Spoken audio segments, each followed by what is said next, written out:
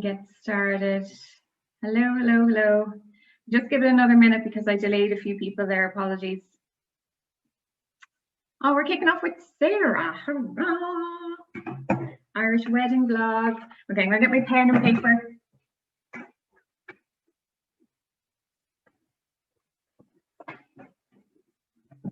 Okay. Okay, Sara, I'm going to try and unmute you if I can. This is the next thing. Here we go. Ask to unmute. Is anything coming up there? Oh, there we go. Sinead, you're playing a blinder. Well done. How are you? Good, yeah. Just happy to be here. Something to do of a rainy Saturday. No, I was like, I just feel like it's nice to get dressed up and get excited about stuff again. I know. Well, like that's what was funny, because just before I came on, I was telling the other guys, I messaged Siobheal, I'm like, are you going glam on this? It's like a night out.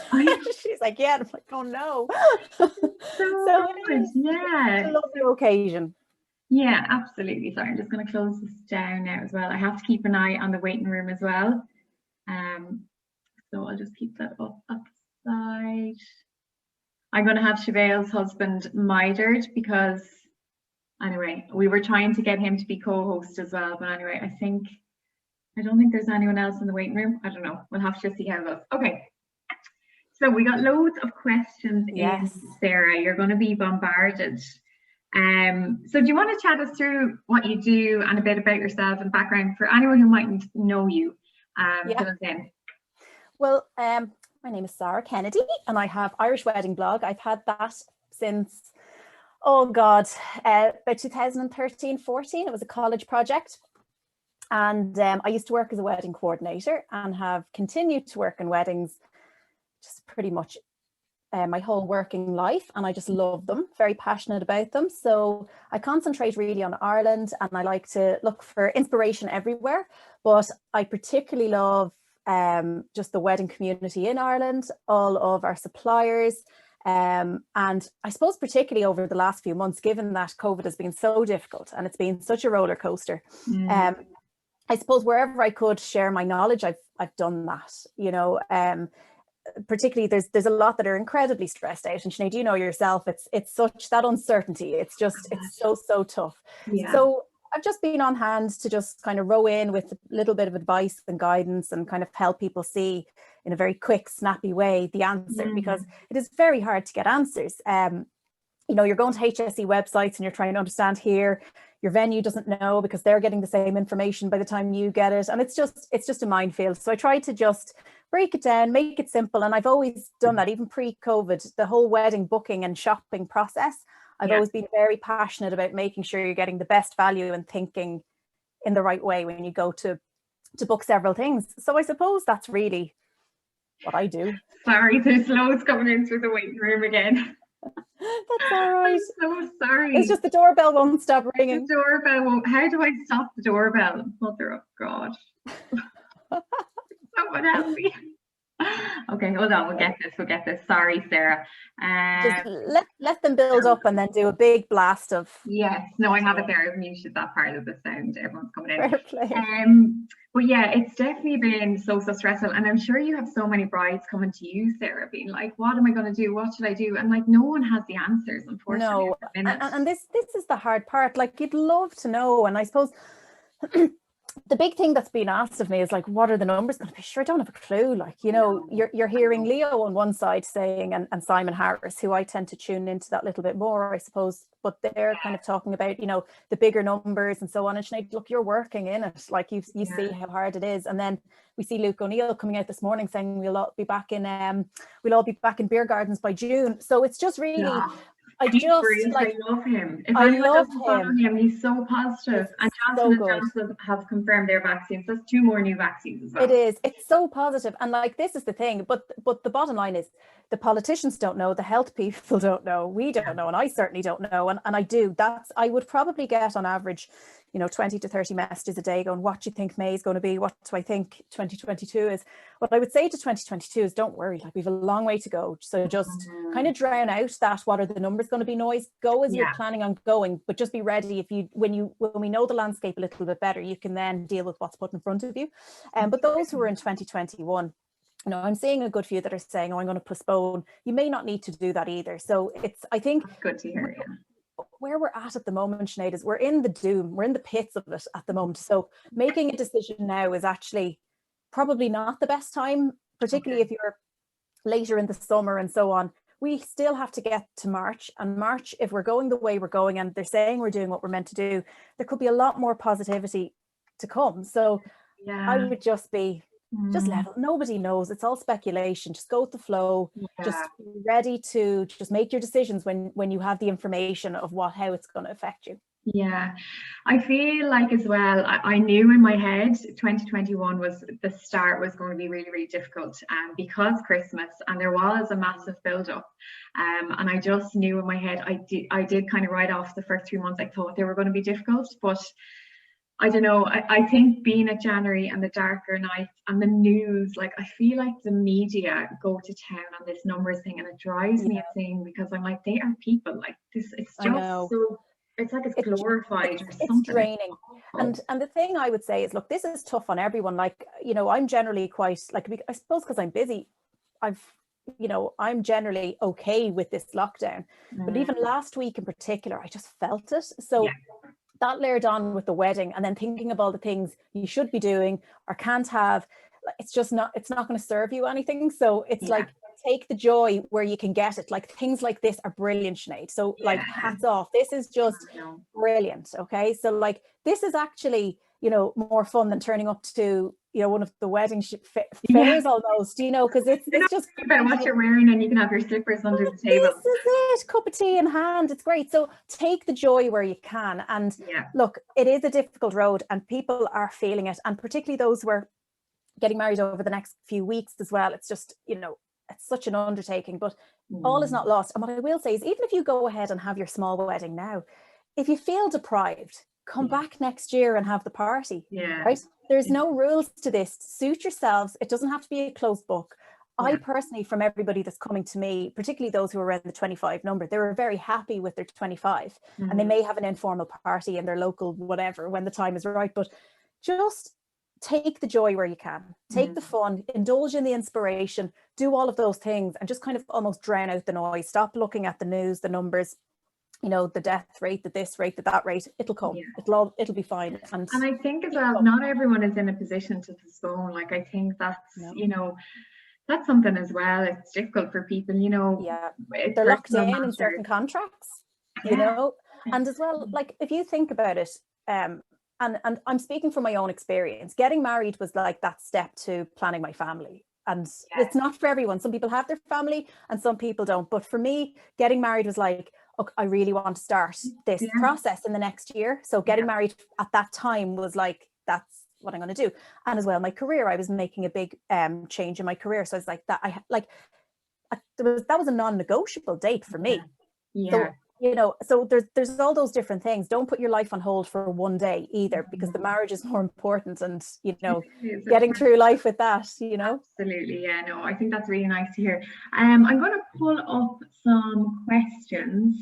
Let me see here. Best tips for the day. I know that's very broad, but off the top of your head.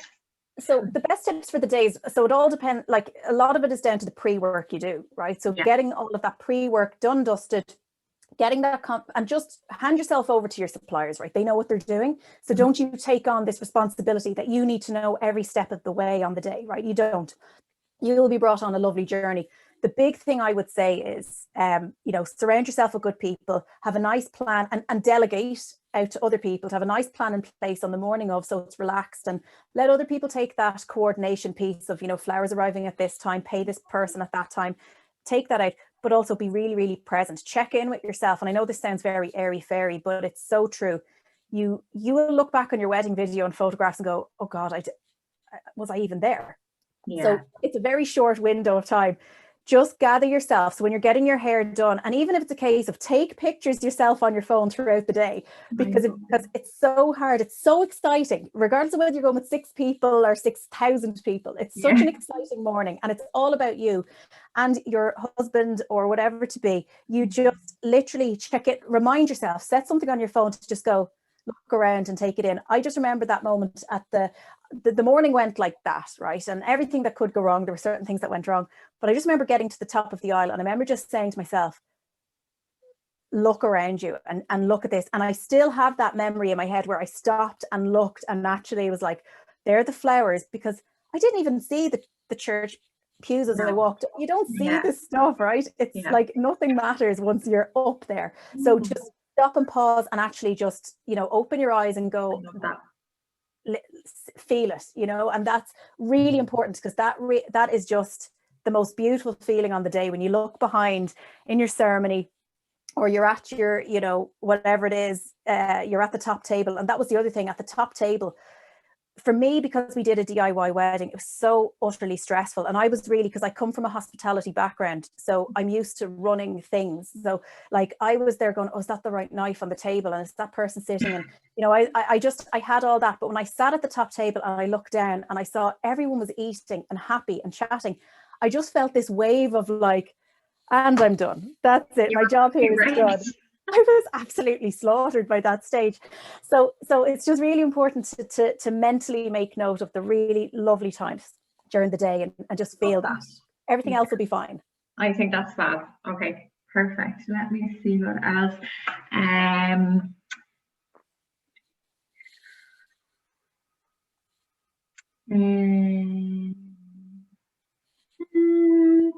Most memorable part of the big day?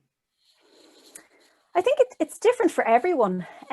Like if I asked my husband, he'd say it was, you know, just that the evening time after the meal, when he looked around and there was like one of his friends, like his friends from school with his friends from college, and then his uncle and aunt all in the thick of it. And like, you know, seeing everybody getting selfies together, and there's 20 people that don't know each other. That was it for him. I would be, as much as I, you know, do public speaking and everything, I'm definitely more of a small group kind of person. So like a 25 person wedding would not daunt me at all. I'd in fact welcome it. But I really enjoyed the morning with my friends, and I knew my photographer really, really well. So I had a lovely morning.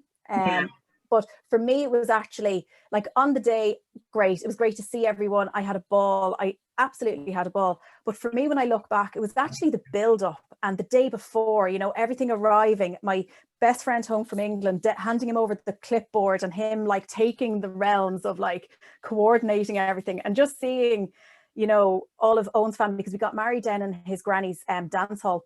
You know, the way you just have dance halls out your back garden. So like just to see everything just come together, I was just like, oh my God, my college friends who were all trained in hotel management, all like just going for it and rowing in. And then everybody being led by my friends, like, you know, Owen's mum was like under and Owen's mum is such a strong woman. She's under the direction of my best friend, Tony, who's bossing her around and giving out to her because she hasn't set the table right. You know, so it's just things like that are just, that for me was just, because that was with my closest. Everything else was just kind of, was just so lovely. But that for me was the most important part when I look back.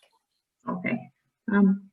Great. Some tips for maybe a smaller wedding, just off the top of your head. Yeah, well, do you know, the beauty of having the smaller wedding is there's a little bit more budget available to do the editorial things that you see on Pinterest and that you see from like photographers like Peter, like where they zone in on those really beautiful shoots. So for me, what I would say about the smaller wedding is you can put more richness into it, because, and as well your food. If you think about having a big wedding, and obviously big weddings are big business, so I'm not knocking that, but your menus are designed for your menus are designed to feed the masses, right? So there's only so much a chef can dress a plate or produce to a level of quality at the exact same time when all the food has to go out. So I would put more into the food. I would go really specialized with the food. Okay. Ramp up and do it really well, because if you're doing the small wedding with 25 to 50 people, you can get more complex cuts of meat that are absolutely delicious. You can do wine tasting menu with it. You can go 7 courses. So I would really sculpt that food experience if it were me, because that was my alternative. If I didn't go whole hog DIY, I was going to Stephen's Green Club and I was going to do, you know, something really meticulous like that. I would put money into my table dressing and I would have that, like almost like what you see with frog prints or tariffé. I would go for that, because that was like, those are the things that are really important to me. So with the small weddings, you know, think about, this is like having the best family dinner you will ever have. Like, it's the Christmas to beat all Christmases. So what sort of effort would you put into that? And think of it like, you might have games, there'd be a little bit of chatting, you'll have the wine flowing, you'll have really good food, and just think of it like in that space. But I would just, I'd level up on my quality, because you can. Okay. Great, love that. Sorry, I'm keeping an eye on the waiting room as well, in case you're like, she's flicking all over the place. But there's loads still coming in. Okay, so let me see. Did you do hair and makeup trial on the same day as a dress fitting? No, and I tell you why, because when you're running around trying to do everything once, it's like you're not taking everything in. I'm not to say you can be a brilliant multitasker and really comfortable, know your makeup inside out, know exactly what your hair want in your hair. But, and as well, when you go to get your dress, you don't want your makeup coming off on the dress and so on. So, and actually there are 3 really beautiful experiences for a bride in the lead up. Now, we are under time pressure at the moment, don't get me wrong, I get that. And for many people, it's going to be boom, boom, boom, just get things done when the doors open. We'll be out like greyhounds let out at the race. But if you have that time and you've got that luxury, I would make occasions out of each of those things, because your trial is like an hour and a half with your makeup artist, right? And that's talking about your skin. You want to be really relaxed, because you leave like, oh, I'm amazing. And then you go and get your hair, because now you have a rough idea, and then you're getting your hair, you're talking about what your makeup's going to be like, you're doing all of that. And then the dress, like, well, you start with your dress and then the other bits follow, because your style is going to be very dictated by your dress. But your dress, you just kind of don't want to be worried about, you know, the other things. Focus on the fit. That's the big pieces. Does this fit right? Don't be drowned out by, is my hair and I don't want my hair falling out and my makeup's going to rub off the dress, all this sort of stuff. The dress, the occasion of getting your dress is such a beautiful experience. You know, it's such a lovely thing. It's so lovely. So, and the thing is, right, I never actually did the going into the boutique to get it, right? Because I found my first dress on Pinterest. It was a Vera Wang dress, and I happened to be going to Vegas. I couldn't, so basically they delivered my dress to the hotel that I was staying in, because it was too far out from where I was staying. So I tried it on, and my mum was on Skype, and I'd my chief bridesman and my bridesmaid in the hotel room, and I tried it on, and I was like, oh yeah, it's lovely. Oh my God, lovely. And I was like, I brought it home, and about 2 months later, I was like, oh my God, no, you cannot put a price on the service and the skill sets that bridal boutiques have, because they will know, they would have made that dress that's not for you, or they could have brought it to life for me of what I could have done with it. I sold it, which was fine. But then I was at the RDS wedding fair just a couple of months before my wedding, and I've always wanted a tea-length dress. My best friend Sharon went, sorry, I think that's the dress you've always wanted, because they weren't around when I was getting married, and they just happened to have 2 on this rail, and I tried it on in the RDS, and I was like, right, that's it. I bought it there that day, and I came home. So that's twice I deprived my mother of the experience of this lovely thing that I was meant to go for afternoon tea with. She's like, oh, for God's sake. I know. So, but anyway. And I think it's so special. Like, you know, that's why I was just giving out, I was having a bad week the week before last, and I was just giving out in general. And I was like, we should be going looking for your dress now, ma'am, and we should be going off for lunch and all these kind of things. It's just like, oh, so annoying. But those things will happen. They will come, and you know what? You will appreciate them so much. And you know what? Even if you don't get to have those things now, there are other things that are going to make up for this. And remember, it's one day. There are such big moments coming your way, even after the big day. Like, you know, the big thing is, there are going to be moments in your married life where you just turn and look to each other and go, like, the day is the dressing up of it, but actually we are in this real moment here, and this is phenomenal. You know, you just get, like, I think it wasn't until our first, like I had a very difficult kind of, I'm not going to go into that, but I had my first few weeks with James when he came along as a baby were very difficult. I didn't know what I was doing, to be perfectly honest. And I just remember looking at my husband after rowing in and going, oh, this, what I feel right now is so much bigger than anything else. So don't worry if it's not the day that you had in your head. There are much bigger emotional days to come. Yeah.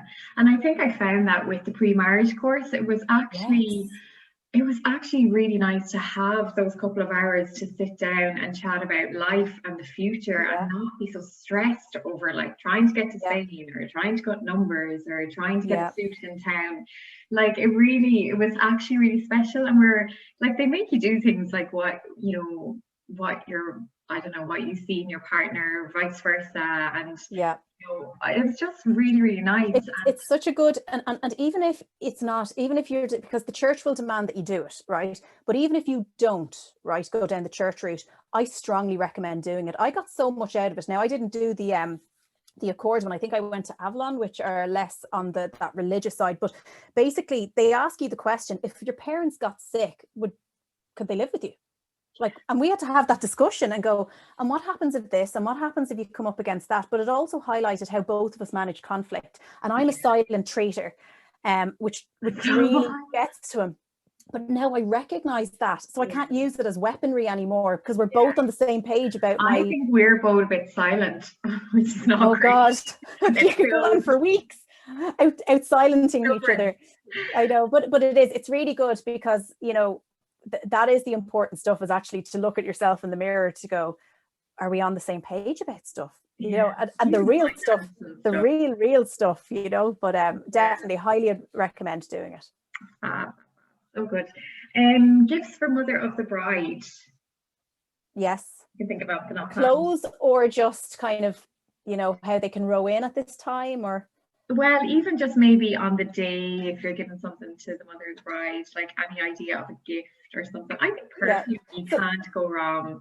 No, and you know, and traditionally flowers and bouquets would be the one that you give at the speeches. But I actually think what I've seen being done are like either memory boxes or like something silver that you can get engraved, because you have to remember, for your mother, as much as the day is about you, you know, this is a very big day for both parents or aunties or uncles or whatever it is. Like, this is kind of like, you know, somebody explained this to me who's a mum when they watched their son.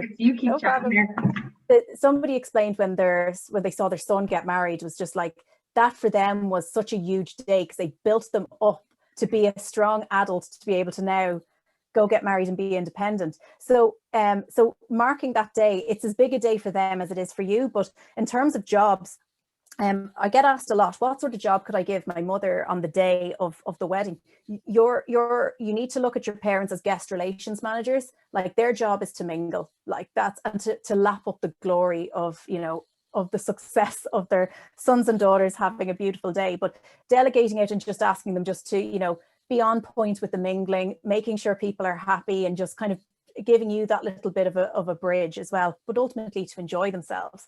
But if you're thinking about mother of the bride attire, where to get it, some of the best places that I've seen, like, I love Arnott's. I think Arnott's are really, really good because they've got such a wide variety. And a lot of people don't think of Arnott's for mother of the bride because you think of more of the boutiques, but I love McElhenny's as well. It's really worth the trip up to go to McElhenny's to actually, you know, go up there, because if they have this beautiful experience as well, it's really special for mum. But then any of those, you know, female boutiques that you see around the country, whether it's, you know, Jenny's boutique out towards Meath, they're really great for mother of the bride too. So look, there's you know, the world's your oyster, but look at your options and look at your budget as well. Thank you so much. Sorry, the doorbell went there. Oh look, I know, working from home life. So good.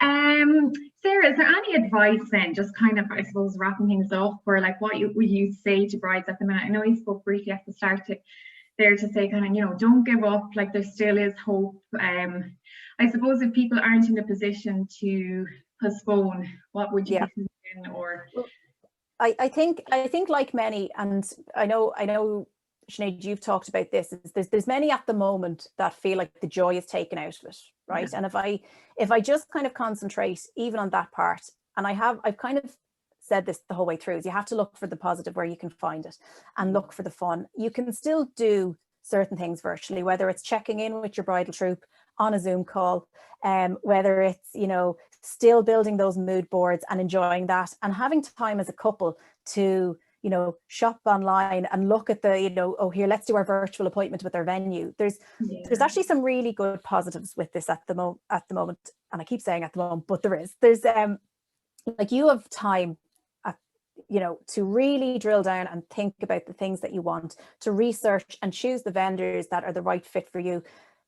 The volume that I see with when you just get engaged and you just go ahead and just start booking, you have the luxury of reflection, that you can make really solid choices and shop the market and not feel later on that, oh God, you know, I could have got that cheaper, or I could have got better quality, or that's not really what I want. You know, and I was kind of, you know, pushed in to make a decision quickly. You've got time on your side. So just enjoy the process, enjoy that shopping around piece, and just be ready to go and feel those experiences when the doors open, because they will come back. It just feels like it's a lot. January's crap, so it's crap anyway. So look, it will come back, and just go easy on yourself. I'm just seeing a lot of people really getting down on themselves and stressing themselves out, particularly those who are going into 2022. Stop worrying about something that may not happen. Easier said than done, but it hasn't happened to you yet. So just sit back and just revel in that, you know, that time, and just go for it. It's just, look, it's a lovely time to, you know, to join, and community is big. Yeah, and I think it's so nice to be able to chat like this, because, you know, people who've had their day or got married, it's different. Like we have a family virtual hen. I just got a gorgeous cheese board in there, and that's people actually spoil you. Like people make such a fuss. And they're really overcompensating because they know it's tough. Yeah. But like, it's, you know, and I just think we can still have a bit of fun. And look, you'll have your days where you feel absolutely crap and you feel so sorry for yourself, and that's fine, absolutely. But I just think, like, let's not give up yet, and let's enjoy it together, and we're all in it, you know. And look, Sinead, there's a lot of people that are like, I'm getting married, whether it's 6 to 25, 1, do not care, I'm going for it. People are so fed up with the crap, you know. So there's a lot that are really, really, really excited, and just it's an exciting time. Don't let January pull you down, you know. Yeah, 100%. Sarah, you're absolutely fab. I could actually, I'm going to chat to you more often. Be like, Sarah, what do you think about this? Well, look, there's a lot of questions I know that you sent through that people have come in. I will answer those I'll answer them on my Instagram. There's about 20 odd questions. I'll put them up. There's specific ones. I'll put them up on my feed later, on my Instagram later, just so people can answer. I'll share Sarah's page again, and it's at Irish Wedding Blog on Instagram, so definitely pop over. All the tips and the tricks and all the wedding info is there, and she's just thanks so much. Thanks for having me, really appreciate it. I'm delighted. I just saw we hit the 500 participants there, so it's mad. I'll go. So thanks a million. Mind yourself. Chat to you soon. Bye. Okay, I need to check my schedule here because I'm not that organized. Oh, we have Mr. Carvill. Happy days. Hello, Peter. I'm just going to unmute you there. Just see if you can unmute yourself. I'm going to get up these questions. And here we go. Can you hear me all right? Hello. You look so lovely. Oh, I thought I'd wear the white rabbit friend to kind of be a bit bridal. So nice. I love this. So if anyone doesn't know Peter, he's amazing.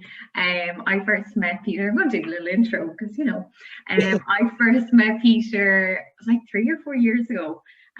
He photographed one of my good friend's wedding, and he literally had brought in a picture the next day, and we were looking at his work and we were like, holy God, like insanely talented, like incredible. Literally, like, has an eye for lighting and the most amazing. Anyway, you'll see it on this page. And then he did Siobheal, who will be on later on, and we obviously looked at Spain, and I was like, any chance you'll travel to Spain, Peter? So we booked him, and he's amazing, and I can't wait to just have the chats. I feel like I'm on the X Factor, you know. You So we start with some questions, Peter. We'll get straight into it. Yeah. And I'll keep an eye on the screen here. We are at max capacity with our 500. So anyway, I'll just keep an eye on it as best we can. Okay, how quick can photos be done? I don't want to miss reception drinks after the ceremony. Good point. Yeah. So I suppose it depends where your venue's happening and where the ceremony's happening would probably be the first point to think about.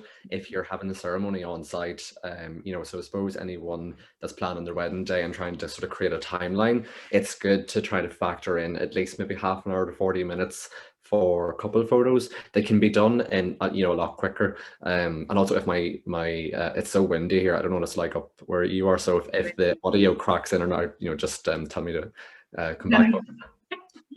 So I get, you know, that question all the time, and I think it's very important to you know, remember your timeline. Try to figure out you know, if your ceremony is happening in a church at say 12 o'clock, 1 o'clock, you know, that leaves you a good afternoon of time, lots of time for it. Then again, if you're having a civil ceremony, generally they happen at 3 o'clock. Okay, a bit later. The call would be at about 5 o'clock. So, you know, that leaves say 2 hours for your ceremony to the point where your dinner bell is ringed, you know, for that example. So it's good to try to factor in at least 30 minutes or so. Couple photos can be done in 20 minutes at a push. You know, this thing of like, oh, they're away for 2 hours getting wedding photos done, I think is a bit of embark. You know, like no one needs that time. But I think it's very important to remember, have you got an hour-long drive? Are you going from Monaghan to Donegal? Yeah. Oh yeah, oh, that's relevant. Yeah. So, you know, if you have an hour and a half of a drive, which has happened before, you know, you have to factor in maybe half an hour or so somewhere to stop. So generally it shouldn't take any more than half an hour, and then maybe about 15 minutes for family pictures. So, you know, that kind of 45 minutes, you kind of have to leave regardless. So it's good to factor in whether it's a winter wedding, summer wedding, when can you do that time? And also, is there any time during the day that you could maybe do the couple photos during the summertime, especially? Like a good example to save time so that you have, I always do, if you can maximize the amount of time with your guests, is that whenever they ring the bell for everyone to go in for the meal, generally your venue will probably try and take you off and hide you for maybe 20 minutes so that you're not kind of distracting everyone from going into the room, you know, so that you get dinner orders in. So that's kind of a good time I always use, so that you can, you know, take that during the drink reception, mingle with everyone and enjoy that time. If you're able to give that time back to your photographer, you know, once you're kind of just sitting idle or whatever, the only thing to note with that is sometimes the venue likes you to kind of be in a room and they say, oh, we want you to relax and that, but the wedding day goes by that quickly. And I know it's important to, you know, give yourself a pinch and, you know, remind yourself, if Siobheal's watching, you know, we done it with her that day, and it meant like an extra 20 minutes, half an hour during the drinks reception to listen to the music and all that there. So, you know, try to really break your wedding down into a good timeline. Okay. And if you're able to maybe, you know, if it's a summer wedding, can you do more portraits in the evening so that you enjoy the reception? It really depends on each to their own. Individual, yeah, perfect. No, it's good to think about that. Oh, this is a good one. Getting married in Portugal, squinting, how to resist. Oh my God, should that be me? How deep? I think everyone squints, but the only thing is squinting and blinking, I suppose, is two different things. Yeah. People that blink, a lot of people blink in pictures, and that's fine, because generally if you know, you hand the camera to your friend, they'll probably take 2 photos. You know, as a professional, you kind of click away, so you'll always get one with everyone. Okay. The only thing is if the sun is blinding you, you know, back to the original point, if it's a very hot day abroad and if you're getting married abroad, you can always do the portraits in the evening time when the light is softer and more flattering on the skin. So if you were getting married abroad, and you know, if you have a nice sunny day, obviously, hopefully, and always do the portraits in the evening time whenever it's not as harsh. And then when it comes to family groups or whatever during the day, I would recommend doing them somewhere in the shade, so that, you know, you're being blinded. You know, you should never be standing in direct sun. And I think the photographer will, I mean, you guys know. Yeah, so, you know, they'll keep you right. And the most important thing, you know, with no matter what you're doing on the wedding day, is to remember to just enjoy it, and like try not to think about how am I going to not squint. You know, your photographer will direct you that you find so. I'm surprised what we worry about now. Do photographers tell you how to pose on the day? Well, I mean, I'll need a bit of, you know, I'm very shy behind the camera to be what I need to tell. Oh, joking. No, but seriously, if you do feel a bit uncomfortable, and like that's absolutely a thing. So no one is gender, you know, unless you're like a professional model. No one should always know how to pose or know how to stand. You know, and feeling comfortable in front of the camera is something that will come as the day goes on. I always try to walk into the wedding, you know, without a camera, so that, you know, in the morning time, so at least, you know, people see it as like a deer in headlights, where you see a camera and everyone like runs. But as the day goes on with posing, you know, it depending on the style of photography you're going for. Sometimes people go for more staged images, sometimes people go for like relaxed sort of candid images, but your good photographer will notice something like maybe bad posture or something and will correct it, you know. So, you know, I wouldn't want any couples to worry about having to pose on the wedding day or feel like they have to kind of perform. Your photographer will keep you right on, you know, every good photographer will direct you in a very soft way without, you know, I hate the word posing because it kind of gives that element that it's staged, and you know, every bride and groom should just be relaxing and enjoying the time when they are alone together, because I think a lot of times couples will look at the photos on the day as like a chore, but you know, that's the only 20 minutes, half an hour you'll really have a so precious, like to have forever and ever. Yeah, enjoy it and not too worry too heavily about posing. Just enjoy being in the moment, and your photos will be yeah, they'll be picked up then and there.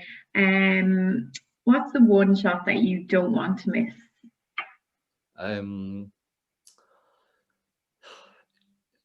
Is that just well, I mean, I suppose the one shot that you don't want to miss. That's kind of a hard question, isn't it? Because there's so many shots on the day.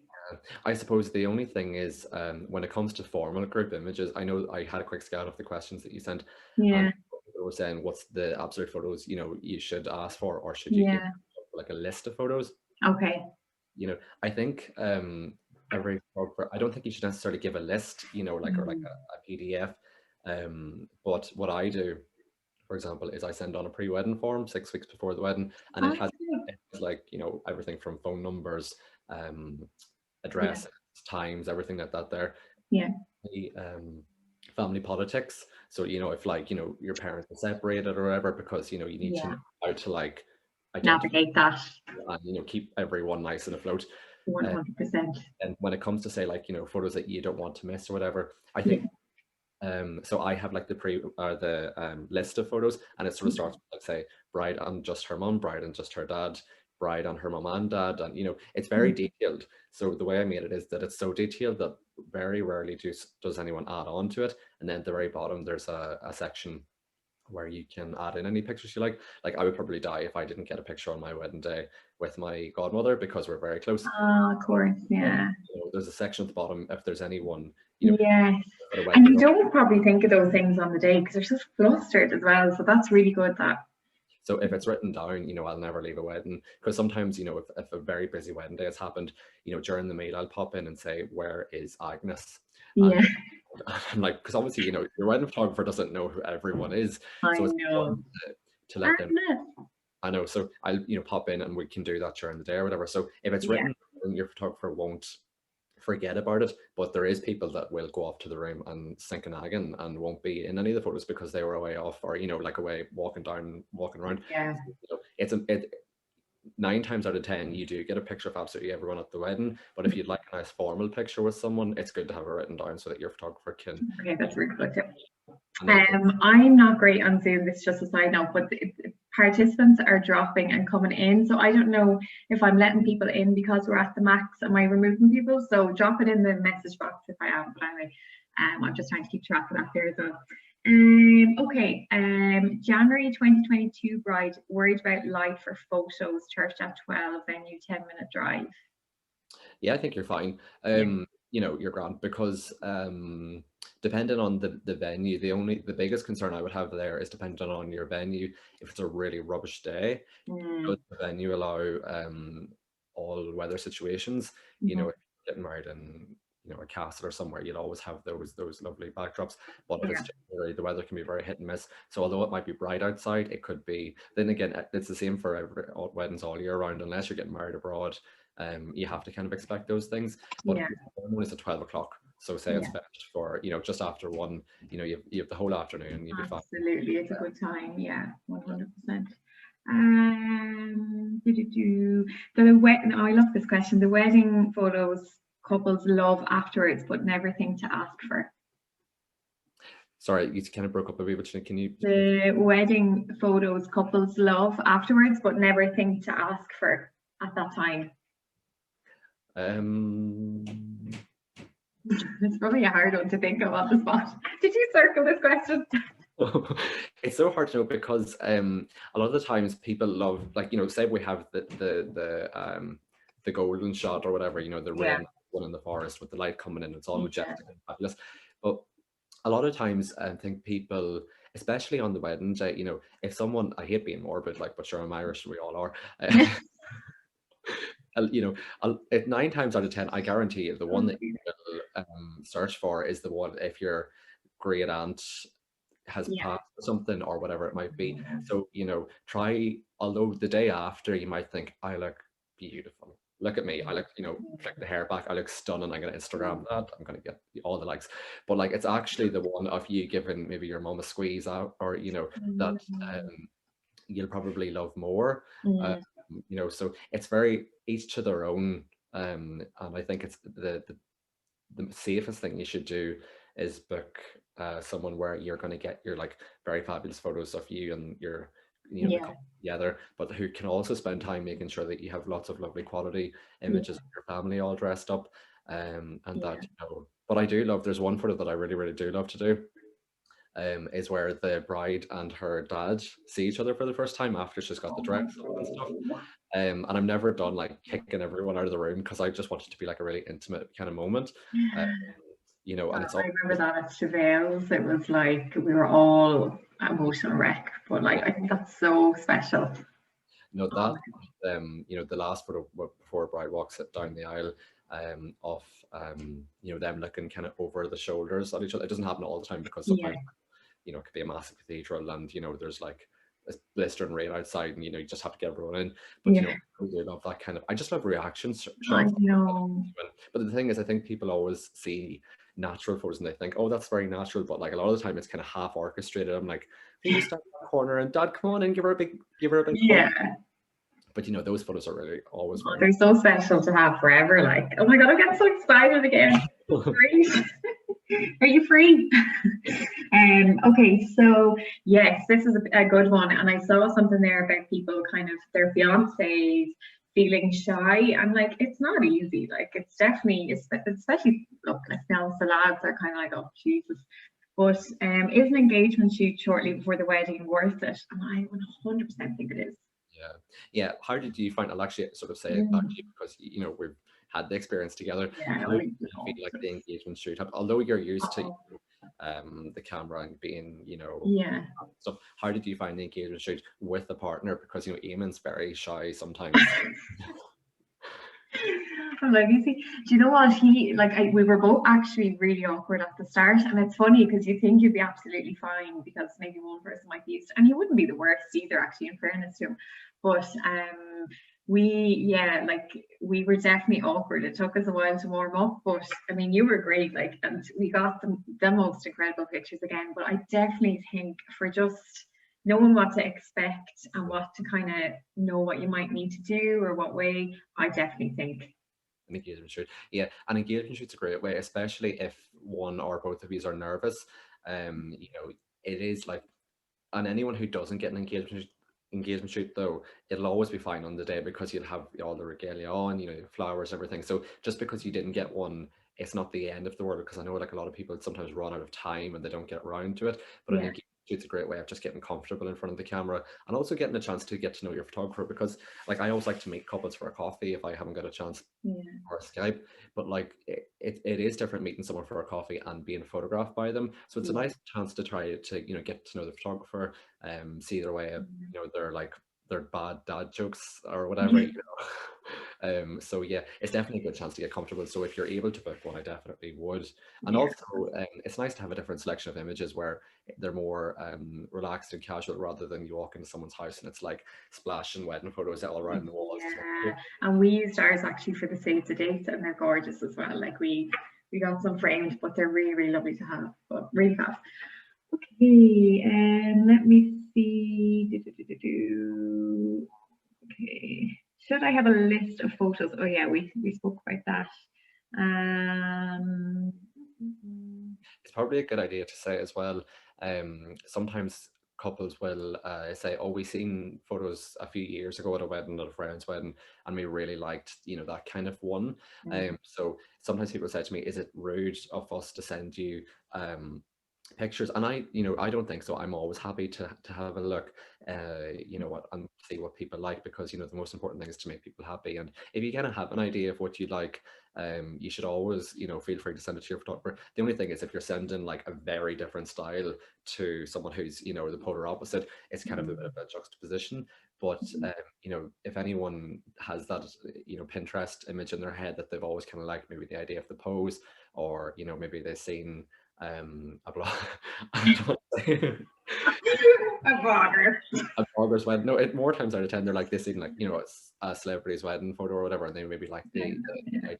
So there's nothing wrong with sending in your photographer a picture. What do we like? So giddy. No, but definitely. More times people send me my own picture and they're like, can you recreate this? Yeah.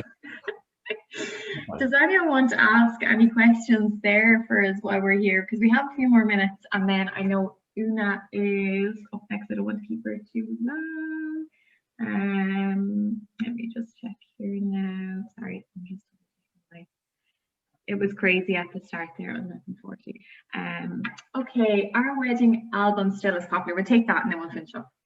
Yeah, I mean, you know, the thing is, I suppose now technology has really took over with preserving imagery and digital things. But I think there's nothing more lovely than getting an album, you know, printed, because like I look through my grandparents' albums and my parents' albums, and it's very nostalgic. Like I always think one day the internet will just stop, and all the technology will probably like just cease to exist someday. But you always have that beautiful printed album, and it's very nice to look through with your family, children in years to come. And you know, there's nothing better than, you know, whenever like you used to get your pictures printed, you give in the wee disposable camera, like the joy of looking back, holding something rather than scrolling, you know. So I think a wedding album is definitely worth it. But again, it all depends, because it's all money, and you know, they are expensive to have made. So of course, I don't push them on anyone, but it's a nice idea. Yeah, I think so. Okay, will we take one more love meeting, Peter? Should couples expect a few sample photos the week after the wedding? That went there, did it? I missed that. Yeah, so generally, I like to send a few. It depends, I suppose, on whether you're able to or not. I always try to send them, you know, the following day. With the amount of postponements, it probably won't be as much thing, because, you know, you'll be kind of trying to shoot them back safe, and then, you know, go on to the next one. But I always try to send a few the week after the wedding. You know, it's just nice to have, so that they can share around and, you know, use on their Instagrams or whatever. So yeah, if possible, and if you don't, it's generally because you're very busy. It's not because you're like, you know, not bothered to do a few previews, because it doesn't take very long. It's just a matter of trying to sit down and do it. So yeah. Not to ask to post photos on social media. I think that's a good one, and I think you can either maybe say that at the reception or the church. Yeah, I always think get the priest, minister, ceremony conductor to say it. It makes them look bad, and it doesn't make you sound like you have notions. So, you know, so yeah, I think always blame somebody else, or else, you know, a quick wee note on the bottom of the wedding invitation can, you know. Yeah, I was thinking the wedding invite as well, because, you know, everyone has their own thing that they. Where is your favorite place in Castle Leslie to take a photo? Whoa, All of it. You know Castle Leslie. See, the good thing about Castle is not only because I'm from Glasgow, but it's because all weather scenarios, like there was a wedding I done in December, and it was raining sideways, like, you know, that real wet rain, you see. Like, but everywhere inside was beautiful. I do love the lake, but like I really love the drawing room, like the rich colours. Oh, I just stunning. Such a fab venue. yeah. So fab. Okay, we better go because I know Una is waiting patiently. But look, we can definitely, Peter can still have a look at those questions there, and feel free to type in and answer back or whatever. And I'll share Peter's page as well. Yeah, even I'll have a nosy here, and if anyone wants to write to me directly, because there's questions still popping up. So I will answer those directly if anybody wants to message me, and also I'll answer the rest of your questions that you sent through on the question box on my story, maybe. Stories, fantastic. Yeah, perfect. Lovely. Okay, great. Thanks so much, Peter. Yeah, no, thanks for having me. Not at all. Okay, Una, I'm going to get you to unmute, and Peter, I'm just going to get you to mute there before I ask Una. Thank you. Okay. I know Peter is amazing, like he's so good. Good, so shy. Hello, Una. How are you? Thank you for having me. I'm sorry to keep you waiting. Not at all. I don't mind. We had techno difficulties at the start where I was a bit overwhelmed, but I think we're all good. How are you? I'm good. You're in great demand between Pip O'Connor, Brian Ormond, Spear and Garty. I'm like, this one is class. You're amazing. You're killing it. So fair play to you. Very much. Thank you. So thank you for taking the time to jump on today, because I know you are really, really busy, but I think we just are all dying to chat wedding cakes and stuff like that. So do you want to chat us through yourself, just in case anyone doesn't, where you're based and your Instagram and stuff like that? Okay, so my name is Una Lenoard, and I own 2210 Patesserie.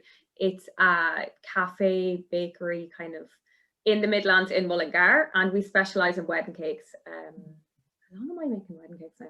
Probably about 5 or 6, maybe 7 years now, I think, since I done my first wedding cake. So it's grown rapidly. Oh my God, unreal. And so delicious, I might add. Thank you. So delicious. I met Una briefly at Siobheal's wedding as well. So fun. Well, anyway, will we get down to a couple of questions just to get started? And okay, are you happy for me to kind of ask? Yeah, that's brilliant. I hope I'm able to answer them all. Oh, I think this is a good one. Okay, let's start off with this one. So cakes on a budget wedding. Okay, so it depends on it. Like I always say this to my couples, like some people want the big wedding cakes, and wedding cakes mean something to them and they really want it. Like that's one of their main priorities. And then other people, they don't really mind. They just want something small. So if you're going with a budget wedding cake, I would go with something small. It doesn't need to be massive. Like it doesn't need to feed 500 people. If it's not important to you and you want one just for the pictures, go with something small, definitely. Okay, fantastic. Let me see. What flavors? Oh, hold on. Any suggestions for one tier? I feel like I don't know enough about this at all. Like, tell me any suggestions for one tier cake and then cupcakes around? I don't really understand. Maybe it's is it the stand maybe? One tier. Any suggestions for one tier cake and then cupcakes around?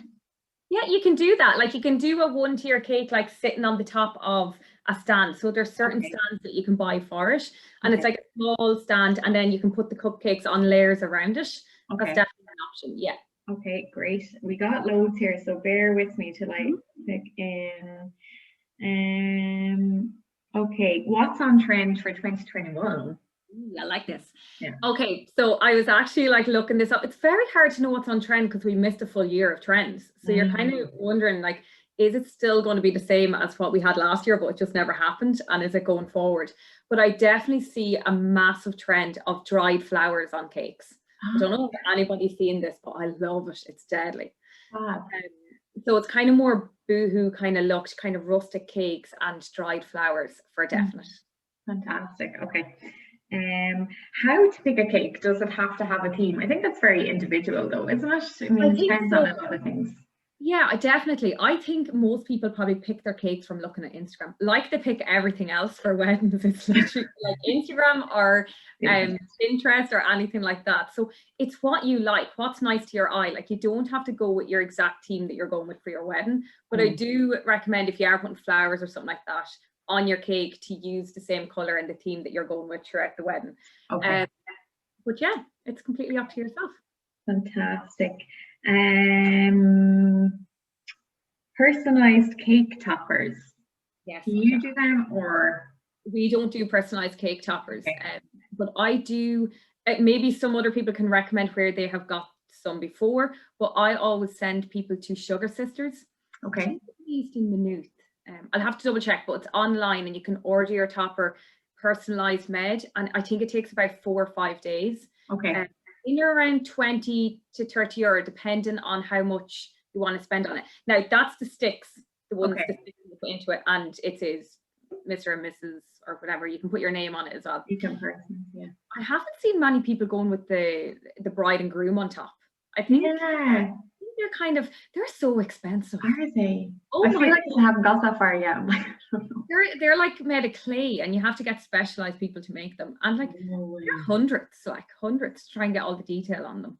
Oh my god. I don't think many people go with that, but if you are going with something like that that's a little bit heavier, they come on a base, and just double check with your wedding supplier who you're using if it will fit on the cake. So sometimes we need to dial the top of the cake to make sure it doesn't sink into it, and make sure the top actually fits on it. It depends on what detail you're going on. So that's really important. Yeah. All those things. Okay.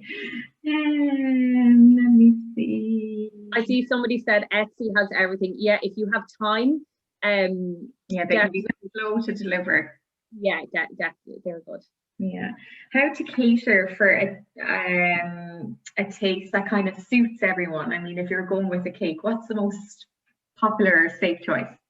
So what I do is I would recommend that the couple pick their flavors. It's your wedding day. Like you don't need to suit everybody. You're not there to please everybody. It's your day. If you're going with a 2-tier cake, I probably would recommend maybe go with 1 chocolate based and 1 vanilla based or something like that. And you get a tasting box. So taste from that, but pick your own flavors. Don't do it to suit anybody else. You have so many people that actually up the amount of cake they're getting because Auntie Mary wants a chocolate sponge and the mother-in-law wants this, and you're trying to suit everybody, but it's 2 people, so just pick your flavors that you like. I think that's good. That's definitely important. How long does the cake normally last for? Okay, so that depends on the type of cake. So if you're going with a chocolate biscuit cake, that will last in a container, a sealed container. You can freeze it for up to 3 months, or it will last for like up to 4 weeks in your fridge. Okay. Then if you're going with like your sponge cakes, like if it's cut into it, it'll dry out. So I wouldn't be leaving it any longer than 4 or 5 days after.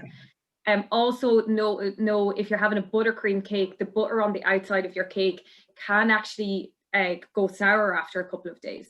Okay. So yeah, that's not great either. Sarah just said, Rachel, I didn't freeze my wedding cake. Oh, good idea. Okay, how long before the wedding should you order the cake? That's good, actually. I think it depends on who you want and how important it is to you. So like if anyone is like booking the wedding, I know my sister is booking her wedding at the moment, and she's like, these are my top priorities. I'm going to get in straight away with those because I know I'm going to book them. So it completely depends. You don't want to say 6 months and then not have someone's date. Like we have a lot of 2022 dates gone. Obviously, wow. But yeah, especially with people find out straight away. Okay, great. Let me see. Someone asked for a specific date if you're available, but I'll leave that one for now. Let me see. Oh, when do you do the tasting or choice of your wedding cake? Like how long before? I suppose that depends on who you're going for as well and availability, doesn't it? So what we would normally do is we send them out in post, obviously the way things are at the moment. We used to do maybe 3 times a year. So we do like maybe two weekends in January, maybe 2 weekends in March and April, and then 2 weekends in September. So we'd try and get all the weddings for the first couple of months done in January, all the weddings for the summertime done before that. So we send out all of the emails like that. If people can't make the tastings, we'll post the tastings to you. But yeah, it depends. Right now it's so up in the air. It's kind of like, no, I can't remember the last time we done a tasting. It's been so long. Like. Yeah, and it's nice as well. It's a nice part and parcel to do as well, isn't it? Yeah. Someone just asked there, mini treats for around the cake. Again, that depends on. Yeah, I know actually a few venues at the moment aren't allowing that because they don't want people going off and picking. Okay. So just be careful. It is something that's throughout COVID, and you have a dessert table organised. They're not really allowing that, so you might have to just go back to a cake that has to be served from the kitchen. Okay, that's good to know.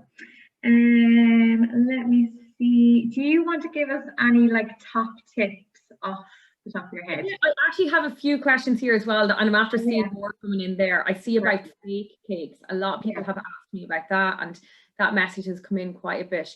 I know loads of cake decorators do fake cakes. For me, I don't do it because I really think the inside of the cake is the most important. I know the outside of it will look beautiful, but for me, it's cake, and that's why we don't offer that. Another one I get asked a lot is, can you bake a cake at home and we can ice it? We're not insured to do that. So any HSE registered business is not insured to ice a cake that is not made on your premises. So just be careful with that as well, and be careful with your venue. They might not accept it if it's not coming from a registered business. Okay. Little tip there. Wow. Okay, so tips. Oh God, I don't know. Where should I start with tips? The expert. I know. I don't even know where to start. Okay, let me think. If you could say anything to brides when it comes to wedding cakes, what would it be? Come with a plan. So if you are going to book your wedding cake, have an idea already of what you want. So make sure you do your research. I think that's in everything. All your vendors will look for that. It's very hard for us to tell you what you want. So come with pictures, come with a style, come with how you'd like it set up, and it just makes things much easier for us then to be able to get an idea of what you like, and then all of a sudden an idea will come in and we'll be able to discuss that. It just helps the flow of things, definitely when we're doing consultations.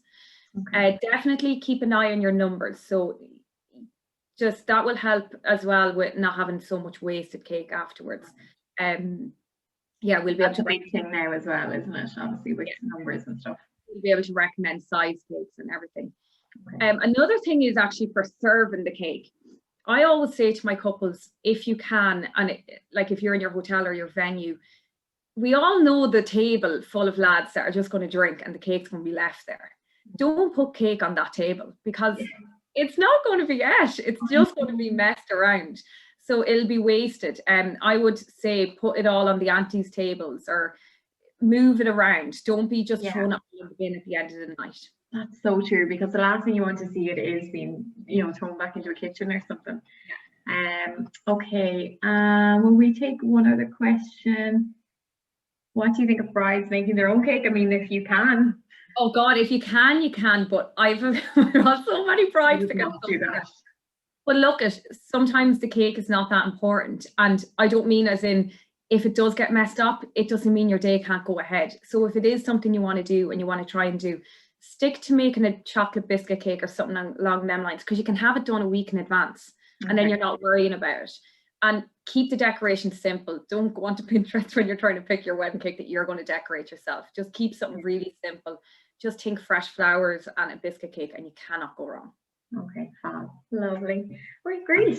Thank you so much, Una. I'm going to leave a couple of questions. If you want, feel free to reply, but I'm going to be sharing all our details of everyone who was chatting today here afterwards, and definitely Una has a shop as well that I haven't even gotten down to yet, but I'm dying to go down and actually taste, get my hands on some of those. I can't remember what my shop looks like anymore. Oh, I know, when things do open up and we're allowed, but yeah, you're just lovely, and it's such a pleasure having you on, and thank you so much, and you deserve all the success, so well done and fair play.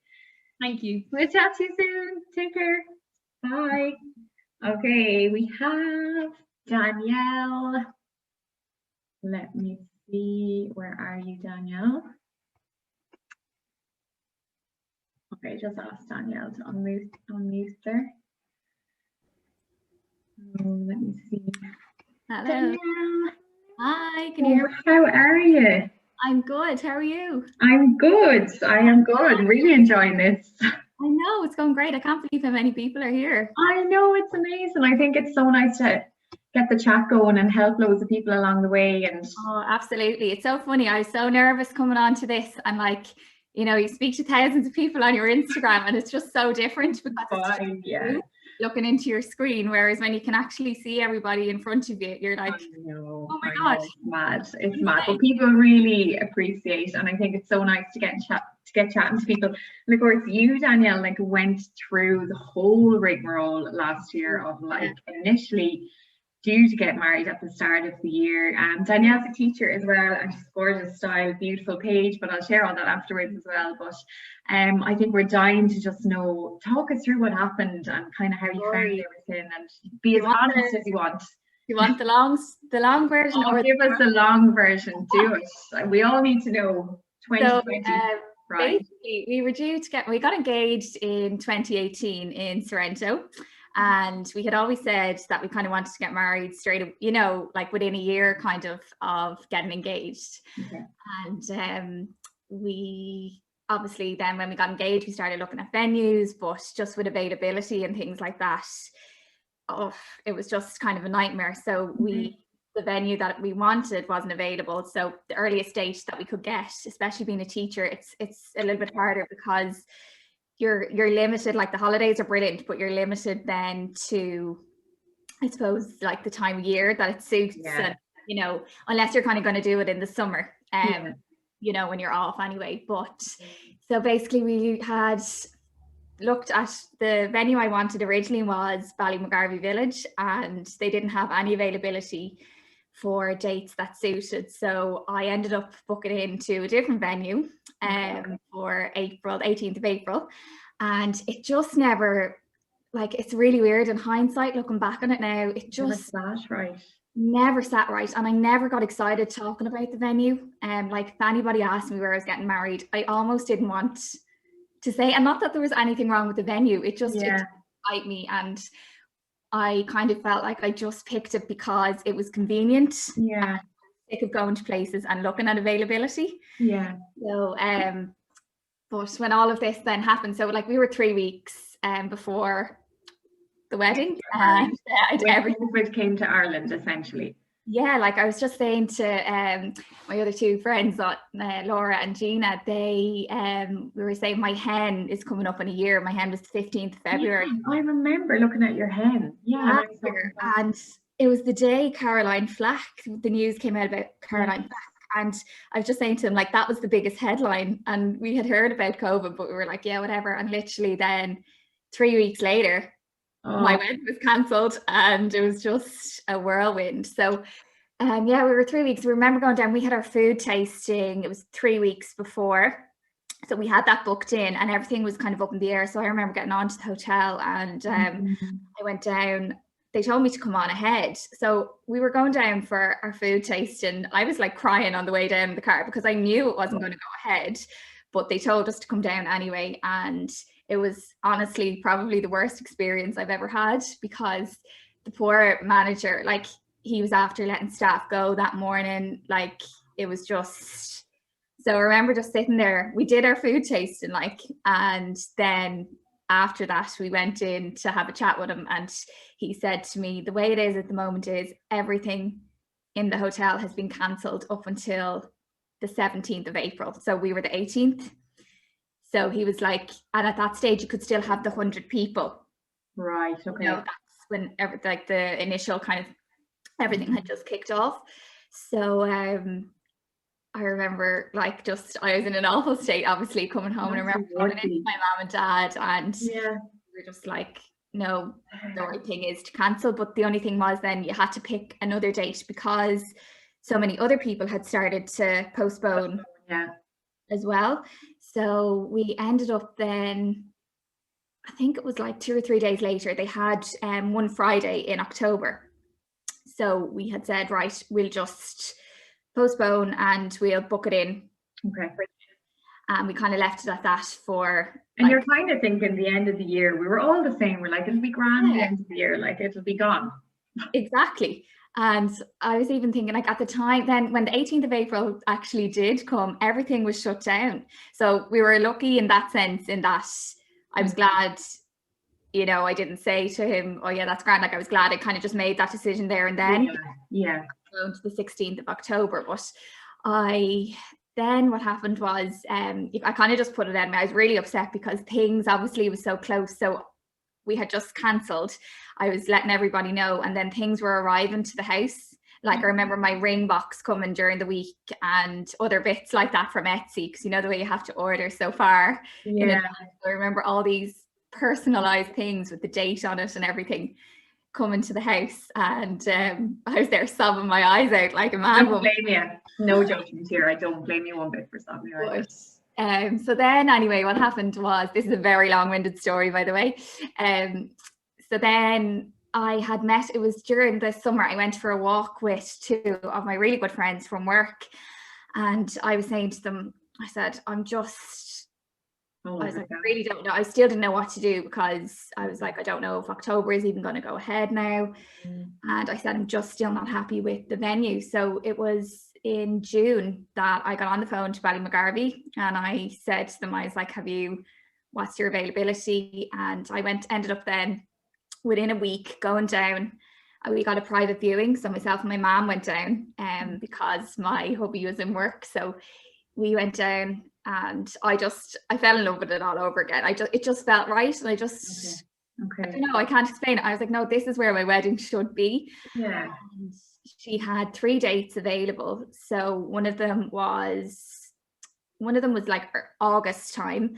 And I was like, oh, that's way too soon, because you know the way I had put off so much stuff out of my head, I kind of wasn't in that zone space. And you're still so upset about things as well. So I said, she had said she had a date in September, which wasn't really ideal for school, because it's always going back to work time for me. And then the other date was like on a Wednesday in October. So came home anyway and just had a chat and was thinking about it. And then I was like, okay, well, maybe the October date, because it could tie it into the midterm for work.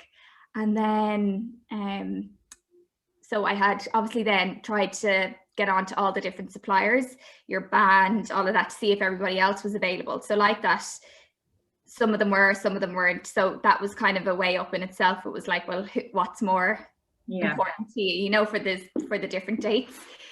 So anyway, we ended up then, I rang back I had decided I had everything organized for the 8th of October. And I rang them that morning, and I just said, by any chance, has any other dates become available?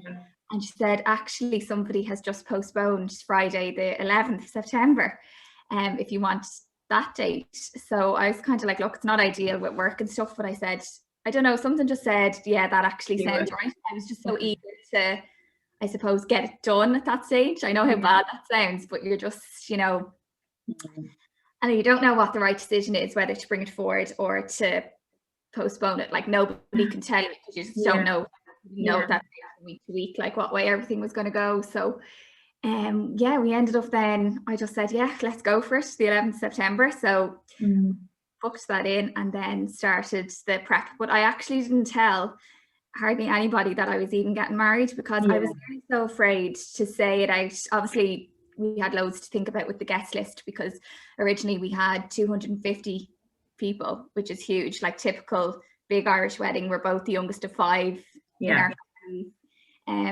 And then, so what were the numbers then, Danielle? Was it 50? So we had planned on, at the time we booked, it was 100 guests. So they said, I think it was around 92, because they'd need 8 serving staff. Oh God. But then what happened was, so I had my list done for the 92, but then obviously the situation got worse, and then I think it was a couple of weeks before anyway, they had the exception out that weddings were going down to the gatherings had gone down to 6, but with the exception of weddings, so they were letting 50 people. So we were allowed to have 46 guests, because they needed 4 serving staff. So like, what a random number, like 46, and we're both like, between our families there was 20 odd. Anyway, so that was probably a really, really difficult thing for me, was mm. getting the guest list down so much, because there's obviously so many people that I would have loved to be there. Yeah. And it's almost, I kind of felt, just to put it bluntly, it's like you're saying to people, I prefer you than you, like, you know, the way. But people understand though, but I know there's so many people that you maybe work with or see every day that like are actually quite important in your life, and you're like, yeah, stayed up with family or stuff like that. Yeah, no, people were great, like they were really, really good. It was just, there are some horrible things, even, you know, you're feeling bad for your parents, I suppose, because this was the last wedding as well, and they were dying for, I know, and you do a lot kind of for your parents, and you want to keep everybody happy, and it's just, you have some really crap decisions to make. Yeah. People were so understanding, so like it actually, but in hindsight, like I got a question there the other day just asking like what was a lockdown wedding really like, yeah, you know, the numbers, and I'm actually not joking, like I've been at so many weddings with these big numbers, yeah, and I was really worried about the smaller number, because I was terrified that like it was going to be no crack, and yeah, you know, it'd be like a real lull and things like that. yeah. But it ended up being brilliant. It was actually just like that, just a party, like, you know, and it was just so intimate, and you ended up having all the people there that you really want there, not like your mom's like distant cousins neighbor, and or wedding, like yeah, people you don't even know and have to spend half your day talking to. So you ended up really having a lovely kind of close-knit group. And I think it comes back to weighing it up, that it's like, it is about marrying your best friend, and I think it's, we can kind of forget about that with all this negativity, but it's just so nice to hear. To focus on was like, and my mom said that to me a lot, and she's so right. It's like, don't lose sight of what's important. It's so easy to get caught up in all the small minor details. You have to remember, like, it's about you and the person that you're marrying, and that's it. And if you have your, like, don't get hung up on numbers, because it's not in your control, unfortunately, for anybody who's getting married in the next year, we'll say even.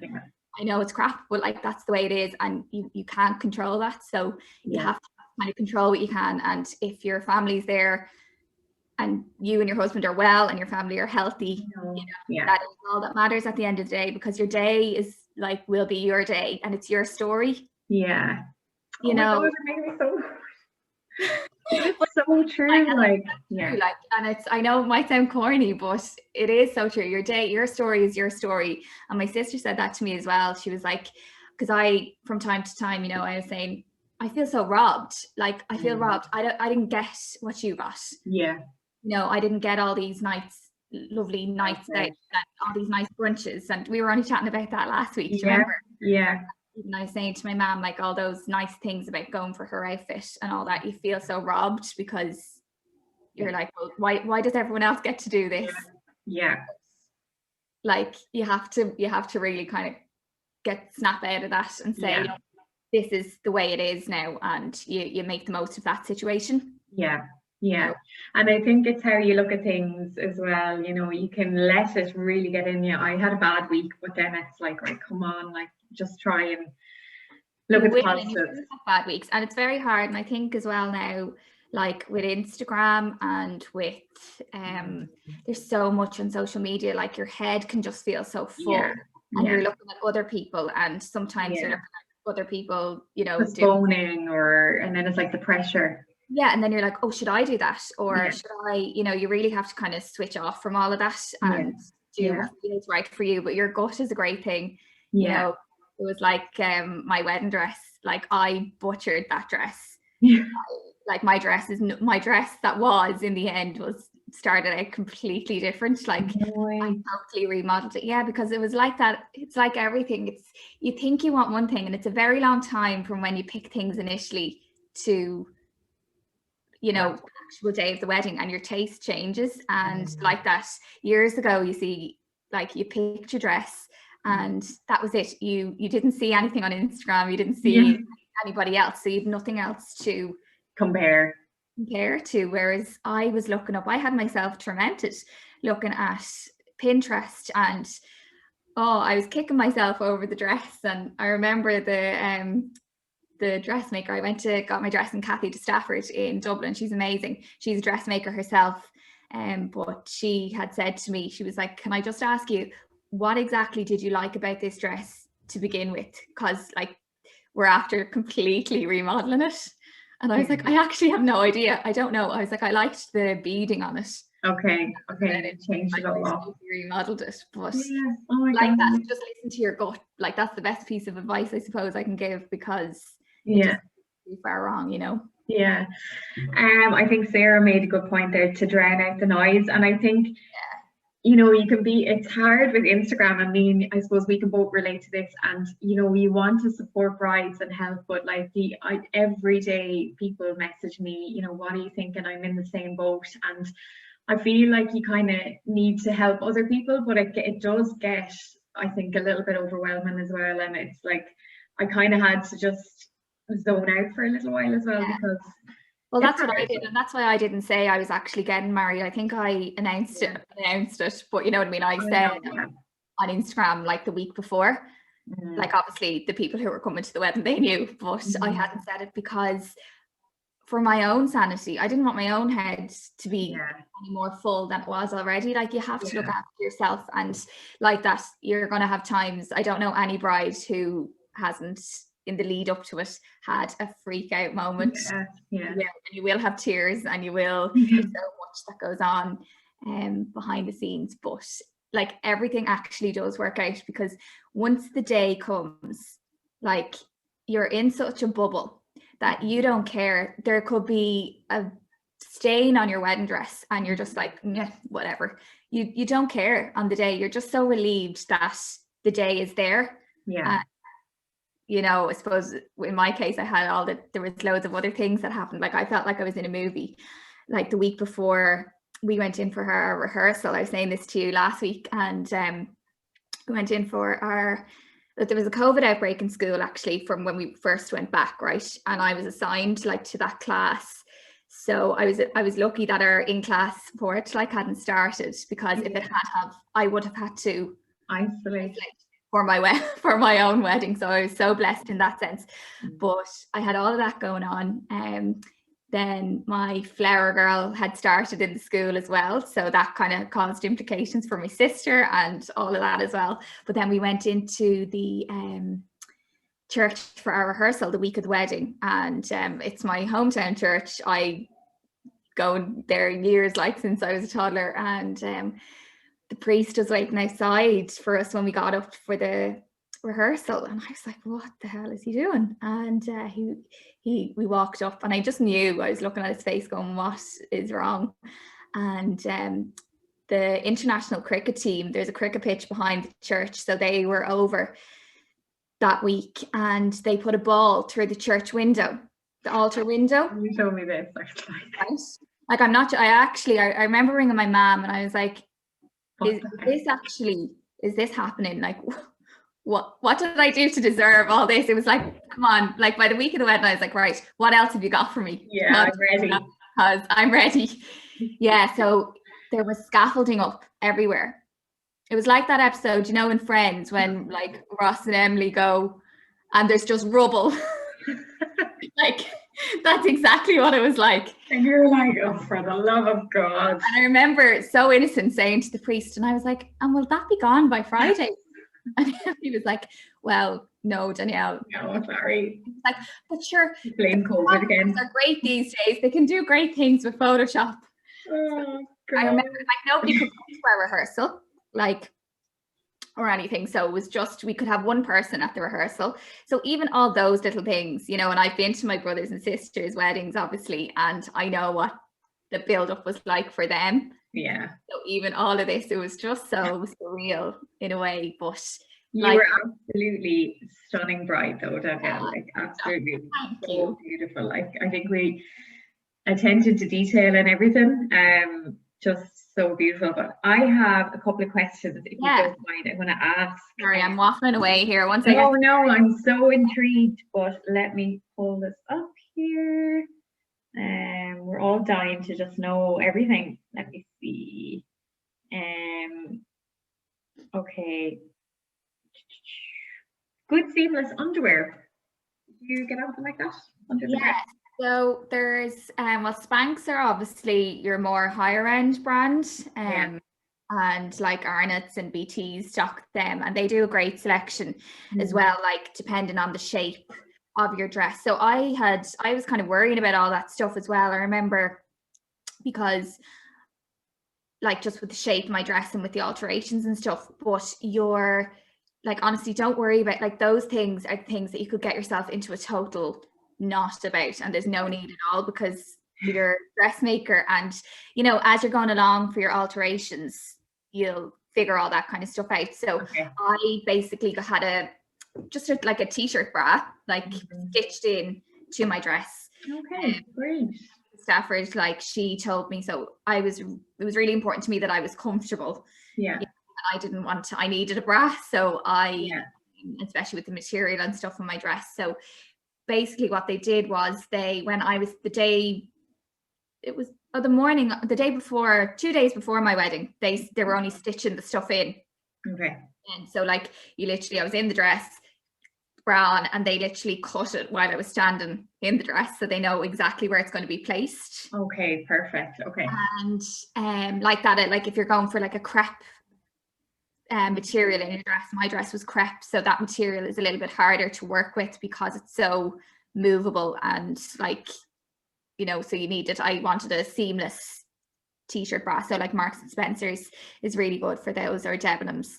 And then the underwear, I actually had I didn't wear Spanx, I wore they're like shorts from Pennies. Okay. They're €7, and I actually find them better than Spanx. I think they're brilliant. I have to say, Penny's underwear is great. Like, they're seamless. Yeah, these are the seam-free. I can't remember the name, but I'll have a look later on. I still have a load of pairs of them. I wear them like under like white dresses and stuff anyway, because they're great. They're like the short ones, but they don't actually dig in. Okay. So they do give you that nice kind of seam-free silhouette.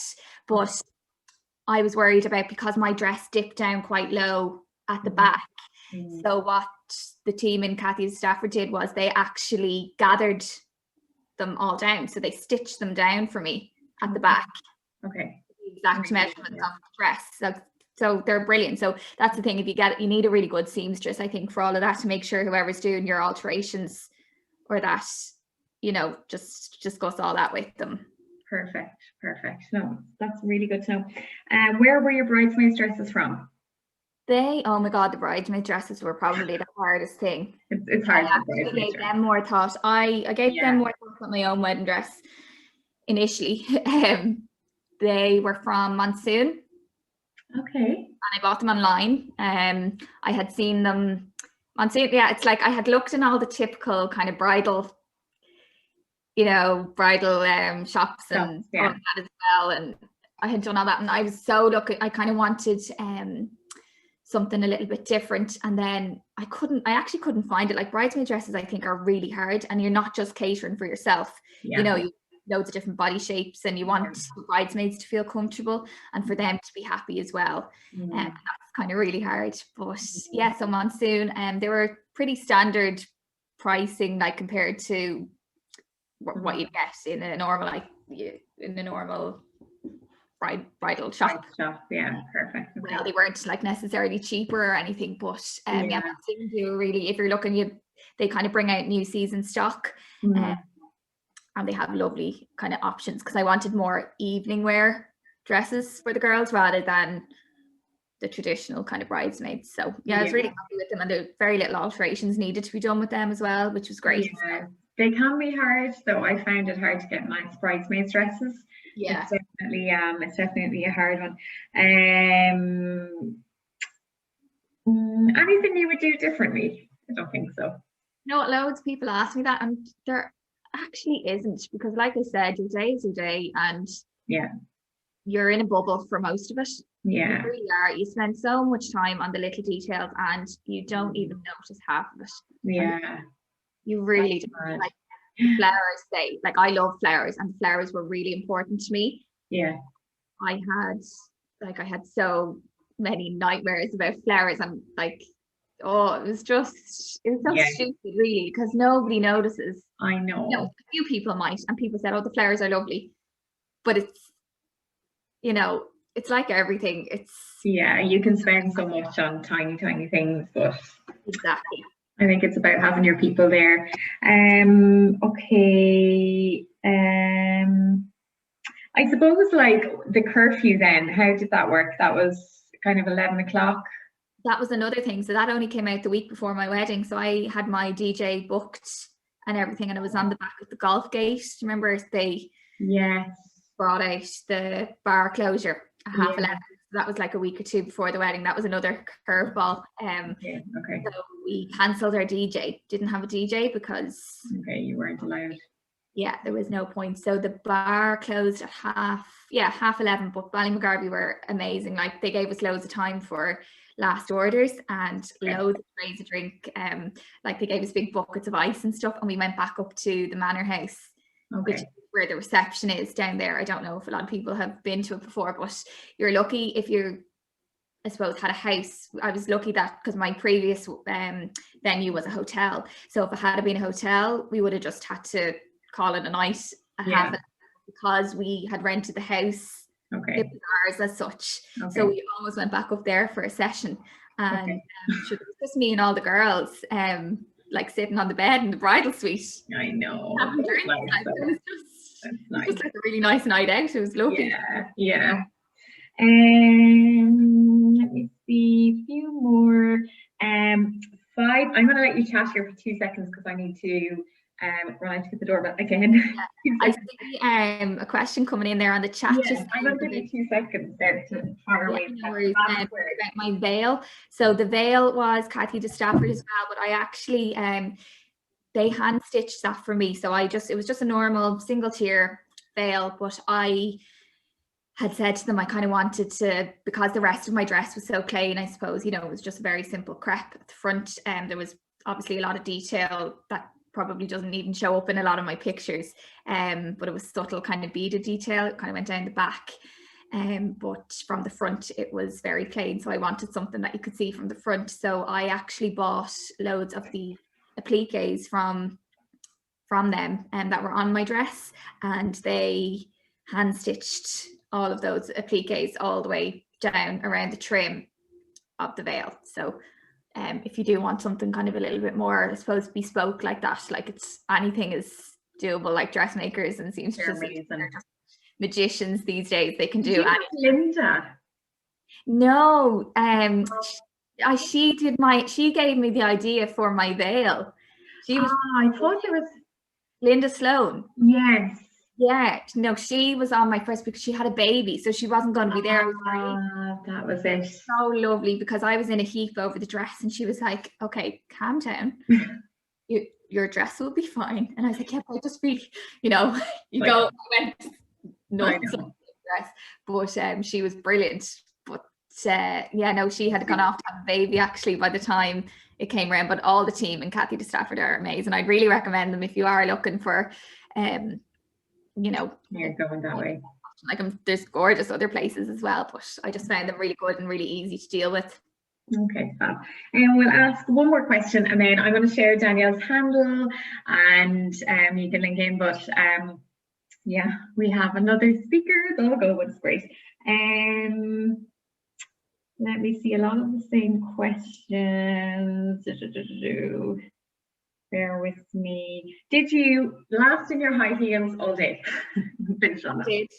I actually did. I think they came off when, I remember Ballymacarbie were so good as well. Like when we were going up before, when they called last orders and stuff, everyone was kind of walking up to the house, but they came with like a big tray of drinks for like myself and Aidan, and I remember he was carrying the tray of drinks up, and I remember stopping outside and I was like, I have to take these shoes off. So I remember, I think, like hobbling up because it was like cobbled. So you lasted a long day. The shoes came off then, but I lasted in them because I was afraid to take them off, because if you take them off you won't put them back on. That's the rule. Can't take them off. The trick is just, girls, a steady flow of Prosecco. Like I had too much Prosecco, I think, before I even went to the church. Like Aidan kept saying to me, he was like, you kept smiling at me, like in the church. And I was like, Nothing wrong with that. I could feel you smiling at me, and he was like, "Did you have a lot to drink?" And I was like, "Oh, sorry for smiling at you, like on our wedding day." Yeah. It's just nerves though as well. It's like, Yeah, lots of prosecco, and yeah, you last in the shoes. Well, Danielle, thank you so much for sharing your story and just being so honest and gorgeous. You're a lovely soul that you are. But yeah, I really appreciate you coming on for the chat, and I'm sure you've helped so many today, even just by saying how amazing it was. I think it's important to remember that, because you have to be positive. You do. So well done. Thank you so much, Sinead. Can I just say one more thing? Sorry, because I get asked about this all the time. I actually have it here to show, because this was just, I get asked about gift ideas and stuff. I'm going to hold it up. So just, I get asked, and I see a couple of questions coming in. This is the illustration gifts. I gave this to my mom and dad the night before the wedding. It was like a little illustration I got made for them on Etsy. So I sent in, you can you build it yourself. I'll see if I can find the link, and I'll put it up on. I'd love to see it, gorgeous. But it's you can design, like, I knew obviously what my mom and dad's outfits were, and then you design your own dress, you know, what your dress is going to look like, and then just a little quote, and I had it framed for them. But my mom and dad, out of everything, absolutely love this. My mom has it on display, like, in the house. She loves it, and that was her favorite thing out of anything, and it was so inexpensive as well. But it's so special. It's a nice little kind of keepsake, and it was something a little bit different as well. So good gift idea. I know a lot of people ask about that. And the other thing was these, I had my little hand sanitizers. Yes. I had said I wasn't going to do favors, and then thought these would be a really nice idea, because just with the time. And so the bottles, I got them from AliExpress, and they're sure for nothing. And the stickers I got made on Etsy, and then I just got the Max Benjamin the refill bottles of the hand sanitizer, and I filled them. That's what I was doing the week of the wedding, measuring out. So good. But I just thought they're a nice idea at the moment, because people actually use them. And like, I know lots of people took them and just put them in their bag and stuff. They're like, you'll remember something like that forever. I think they're actually a really nice keepsake. So they're a nice little kind of keepsake, if anyone was looking for favor ideas and stuff. So they're two things I get asked about all the time. So thank you. That's so good to know. Lovely. Danielle, thanks again. No, you're fine. Thank you again, and we'll be in touch. Thanks for coming on. Thanks, everyone. Take Bye. care. Well done. Okay, I'm gonna find Linda. I think, Linda, are you on Linda's iPhone? I think. Video. I wonder, have I the right Linda? Hello. Hello, how are you? You're at the right Linda. How are you doing? I'm grand. So nice to see you. You too. So it's been going well. It's been going great. Yeah, it's really nice. It's actually after flying by. I think we're nearly done already, but I know tan was just a massive thing here. So we got so much questions in, but Linda, I might get you to chat about what you do and who you are for anyone that doesn't know, and just tell us a little bit about yourself first. No bother. So I'm Linda Stinson, and I'm the founder of both Bellamianta and Iconic Bronze. So Bellamianta is obviously a luxury premium brand, and Iconic Bronze sort of grew from Bellamianta, and it is sort of like more of a mass market brand. It's cheaper, and it's sort of targeted towards a younger audience. But we, from the start of Bellamianta, I mean, we have so many Bellamianta brides. And I think probably the reason why I actually created Bellamianta was because of the experience that I had on my wedding day. Oh, stop. Yeah. So I suffer from eczema. And basically before my wedding, I made the big mistake of not going and getting a trial for a spray tan. And I just went and got sprayed the night before my wedding, and I woke up the next day, and because there was alcohol in the product that the girl had used, and it was nothing to do with the therapist. I mean, she sprayed me perfectly well, but it basically clung to every bit of eczema that I had on my skin, and underneath my arms had actually turned green. Oh my God. And I actually had to take bleach to underneath my arms the morning of my wedding, and my sister had to paint my back with foundation. So it was a nightmare. So basically from that there, you know, obviously I've worked in the beauty industry for years previous to that. And I just decided, you know what, there has to be a product out there that is better. But every tan that I was using, it was irritating my skin. I was left with, like, you know, patches everywhere. So that is basically why I created Bellamianta. So Bellamianta is non-toxic, it's free from alcohol, it's like filled with really, you know, nourishing, skin loving ingredients. And that's basically where it came from. First and foremost, what's it like working with Maura Higgins? Oh, she's good crack, so she is. No, she is great crack. Yeah, well, obviously Maura was with the brand even before she went into Love Island. So it's sort of like, it is, Bellamianta is not really a brand that does collaborations, but obviously with the relationship that we had, it was like a natural progression. And obviously it just launched there last week, so last week was a mad week for us. Yeah, fantastic. But no, the feedback and the response to it has been absolutely amazing. And I mean, like, who wouldn't want to look like Maura Higgins, you know? Oh my God, unreal, love her. All right, let's get asking some questions then. No problem. So, how many days before the wedding, I think this is the main thing, should you be kind of getting your tan done? And obviously you want it to look that fresh glow as well.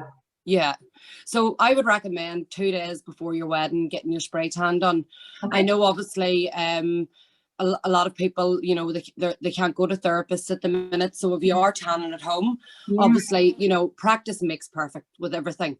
So even practice on the run up to your wedding, just perfecting your tan. Obviously, there's loads of tips that we can give you, you know, if you do suffer from dry skin in areas, you know, obviously using a bit more moisturizer on your hands, your feet, you know, your knee areas, your elbows, using a bit of barrier cream as well. Even if you don't have barrier cream in the house, you know, any sort of like moisturizer will do as well. I know a lot of therapists, they'll actually use, maybe if you have really, really dry hands and feet, they'll actually use, you know, an oil in your hands beforehand. And one tip, because I know the hands are like, you know, the biggest trouble with everyone. What I actually do, and especially at the minute, because everybody's using hand sanitizer, and I mean, hand sanitizer is basically alcohol, so it's just stripping the skin. So what I would say is, like, put your tan on, and then give it about half an hour and actually massage the moisturizer into your skin. Wash your hands before you rinse the rest of your tan off. And if it's looking even, then go ahead and rinse the rest of your tan off. But if it's not, just put another little layer on. I mean, even mixing a bit of, you know, your tan with a bit of moisturizer and buffing it onto the hands is a really, really good idea. And it does give you, you know, much more even application. And then 2 days beforehand, because you have to understand that there's a cooking time with any tan, and you know, everybody's skin reacts differently, and everybody's skin has, you know, a different cooking time. So I would always say leave it on overnight, because even the heat in the bed will obviously help your tan to develop too. But leave it 2 days beforehand, because you're giving yourself enough time that if you think, right, okay, I'm not dark enough, I want to be darker, you have the option then to add another layer. And also then you can see if you're happy with it or not, and it gives you that day beforehand. And I always find that my tan turns out better, you know, the day after. Because I have mine on, and I know tomorrow I'll be even glowier, like. No, that's really good to know. And I suppose, Linda, like, say if anyone is getting married abroad, then there's obviously the fear of like the sweating and the sweat patches or anything, like tips, I suppose, under the arm as well. I've heard talc can be good one. I don't know, do you have any tips on that? So talc is a good one, and you know, if you use it, especially even for, you know, the morning of your wedding, I would say for instant tan, it's a no for a wedding. Do not, because you have to understand, as much as they say that, you know, an instant tan is non-transferable, it's still an instant tan. It sits on top of the skin. But even, you know, even with, you know, sort of the friction with maybe your wedding dress for underneath your arms and stuff, do put a wee bit of talc underneath it, and it does help, and it'll even help prevent, you know, when you're sweating as well. Yeah, okay, perfect.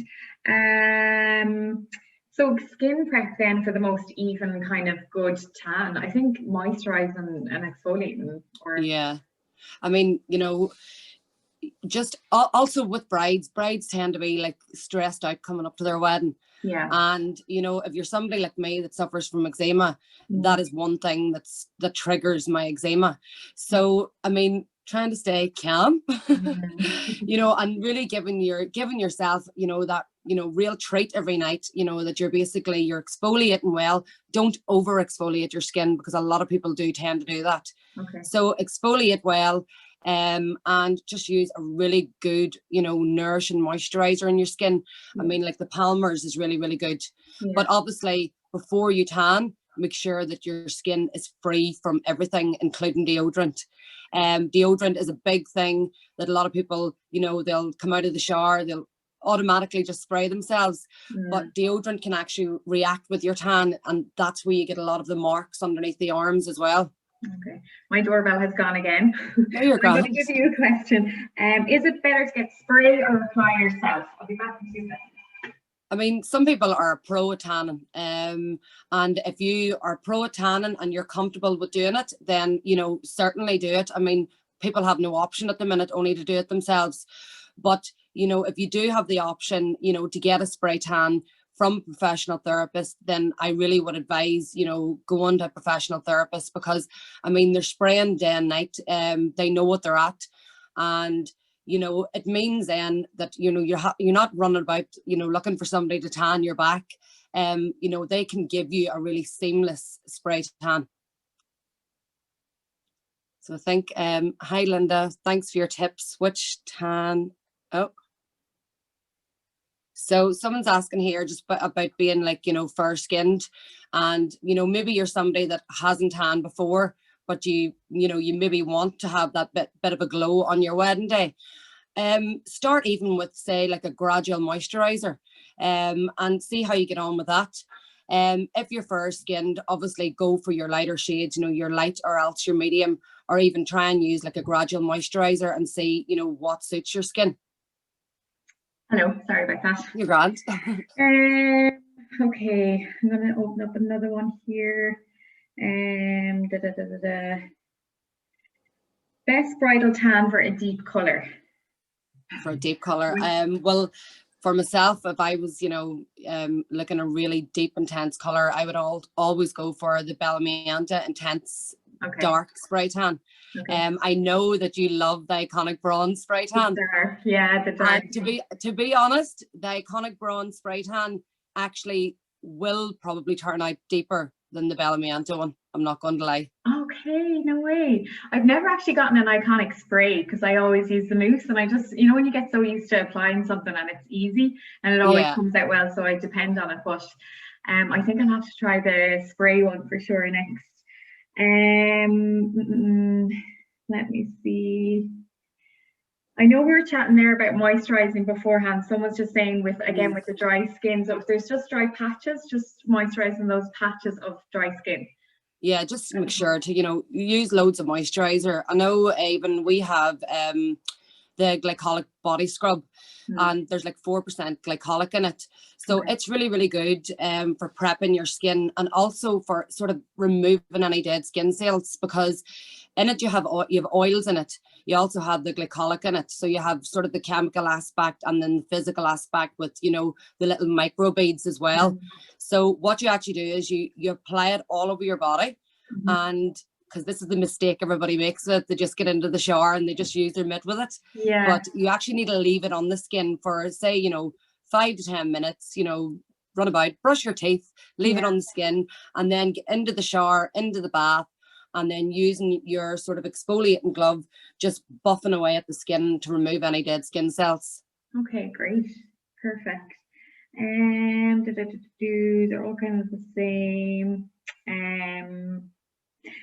So say for example, please God, with going away, Linda, so like if someone's flying, could they get a spray tan 2 days before, or how would you, and then top it up maybe with the they could do that. They could have the spray tan 2 days beforehand, and, you know, maybe bring a little travel size, you know, say mousse or lotion with you, Okay. and then use that to top up when you're there.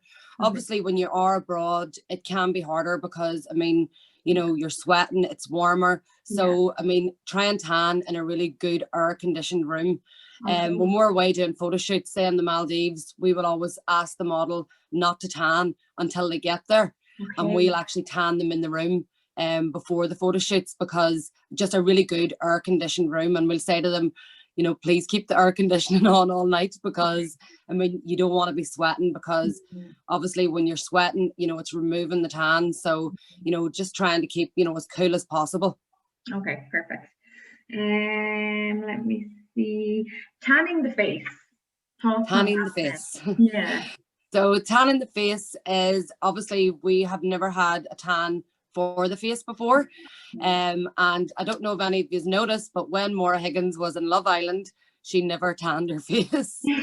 So we used to be like looking at her on the screen going, oh my God, Maura, would you put something on your face? Now, all of Bellamianta's products actually can be used on the face and the body, but she just didn't like tanning her face. So when she came out of Love Island and we decided to do this collaboration, she was like, Linda, I really want a tan for my face. And I was like, right, well, you know, that's something that we really want to work on too. So I think what was key for her, she hated putting tan on her face because, you know, it would maybe seep into her skin, you know, it would cause feels dry, it would cause breakouts, leave her with blackheads. So we obviously came up with, we developed together the new face tanner. So why it's different from other face tanners is it's like packed with hyaluronic acid. So you've got your long chain and your short chain in there. It's bursting with like natural fruit extracts as well. So it's really, really nourishing on the skin. And it's probably the one product that she was most fussiest about. Okay, interesting. And I mean, I suppose it comes down to trying them as well. And I know like skin prep is obviously a big thing as well for the women. I suppose it's down to individuals as to whether or not they want to go down the lines of having the tan on the face, but that is good to know as well. The thing about the face tan too, and I think this is where everybody, you know, just, you know, people don't like putting tan on their face, is, you know, most of the tans have a guide color. So it's actually the guide color that's seeping into your skin and maybe causing sort of like blackheads. And especially if you haven't closed over your pores. So a lot of people make the mistake, even with the likes of spray tans, or the likes of, you know, tanning themselves, they'll shave their legs or get up, you know, or wax their skin before they go and get a spray tan done. That is the worst thing that you can do. Because the skin needs to come back to its normal pH balance. You know, the pores need to close over.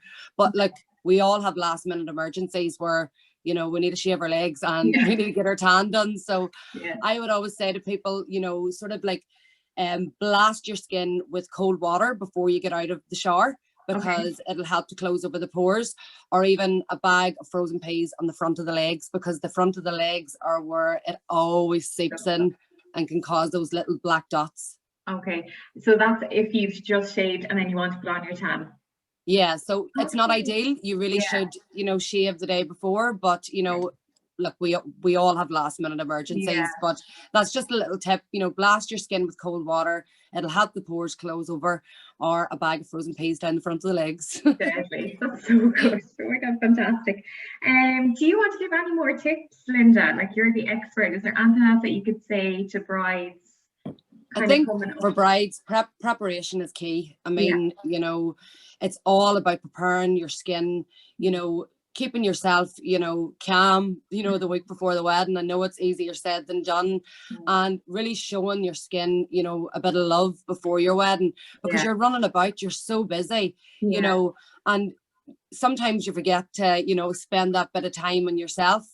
But, you know, if I can say anything, just prepare your skin really, really well, because you don't want to be like me and look back on your wedding photos and only like the black and white ones. Because honestly, I think we forget about our body. Like, we're so focused on our face. Like, we forget about, you know, the exfoliating and the stuff. And I think as well, I have to say, practicing, because my mom is always like, your tan looks so good, but honestly, you can't do enough practice. Yeah, and having the right tools as well. I mean, if you are tanning at home, you know, obviously we have the velvet mitt, which is, you know, it's really thick, it's luxurious, it helps you to buff on the products. I mean, even having the likes of, you know, your face tanning brushes, you know, your body brushes, even like your kabuki brushes. Yeah, it really helps to buff, you know, buff the product into the skin. And I mean, like, preparation is the key to everything. If you fail to prepare to fail, basically. So true, and it's such an important thing. So I definitely think get practicing. Yeah, so I think we'll wrap it up there. You were so kind in giving us as well a little discount code, because I know it's nice to treat yourself or whatever and get your tan and get practicing as well. So we'll share all that. And then those products that you were recommending and honing in on, Linda, you might just send us a little screenshot and I can share them. Yeah, no problem, 100%. 25% off. And obviously it's Irish business as well, so it's lovely to support. And you've been in the business a long time, and you know, you've worked extremely hard, and I love the product, so it's always great to kind of stand over that. So thank you so much. No bother. And good luck to all you brides out there. I know, no pressure. All right, cheerio. Linda, thanks a million. Bye. Take care. Bye. Siobheal, are you there? Yeah, Linda is super. It's great to get the tips, because I think tan is always the fear, but that's really good, especially like the peas, the cold peas. Call Siobheal. Okay, there's still people coming in and out, so bear with me. Guys, I got the most amazing delivery. I nearly died. It's like a personalized hula hoop with balloons, and it says Sinead's virtual head for tonight. Where's Siobheal Nic Eocaidh? She's gone. Anyone want to ask any questions? Fire them in there while we're waiting on Siobheal. Oh, I need to ask. Hello. I've been waiting so long to just use my mic and play a wedding song. Oh, and it was on mute. I was like, oh my God, it's so nerve-wracking going last tonight. Oh my God. You're well used. Can't cope. How's everyone getting on? This day has been so good. Well done, you. Oh, lovely. Oh my God. Danielle made me so emotional. Oh, come here, Danielle. Like, unbelievable. I know. Like, it's such good. I'm just here raging I'm not getting married again. No. Try to marry you. I'm like trying to be happy for you all, but it's hard. I know. No, it was really fun, and I think it's just nice to chat and get excited again, and it's nice to even be involved in something, because obviously Rosie and Dott is like mostly wedding related, and it's just really hard sometimes to try and keep, like, and you'll know that as well, to try and keep the momentum going and to just try and keep people excited, because it will happen. But this is the first time I've done it in ages where I actually feel like real excited again, you know. And I think as well, people are going to be getting married no matter what, so they, you know, they want to enjoy the build up and have a big day and see a bit of wedding content. Someone just said, that was grand, you renew the vows in 2022. I hope Brian's not upstairs having a heart attack now. There you go on. Pull up these questions here now. The first question someone asked was, could they be your friend? Oh my God, yes, please. I don't feel like I have many friends at all in lockdown. It's how we all feel the same. It's like, drop the lights. I feel like we're going to get very giddy now. Hold on. I have all my accessories laid out, but I just don't know how I'll get through it. Really nice questions here. Hold on. There's so many. Like, look at that. General, like, different for the different speakers. That's unreal. Let me see. Sorry, do you want to say something there? Can we see the hula hoop? Oh my God! Well, look, like I all the hula hoop. I don't have that. Oh, that's something. Well, Rosie and Dott was started like 2 years ago, but I only went full time last January. So right before pandemic hit, I went full time. So I've been working from home, so I haven't like done any live anything like since we need when I just started. So it's mad.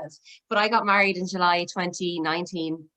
And I found, like, Rosie and Dott was already kind of around at that stage, but I had another full-time job, and I just found it really hard. Like, I had 4 bridesmaids, Sinead is one of my bridesmaids, and I just found it really hard to find all the little bits that go with your big day. And I just, obviously, I think most people here will be like an Irish bride, but obviously with the Irish weddings, like, you pay for everything. So you know, when it comes to dresses and makeup and hair, and then you add on jewelry and you add on gifts and things, I just found, oh my God, everything's so expensive. And it was very hard to find things that were in Ireland.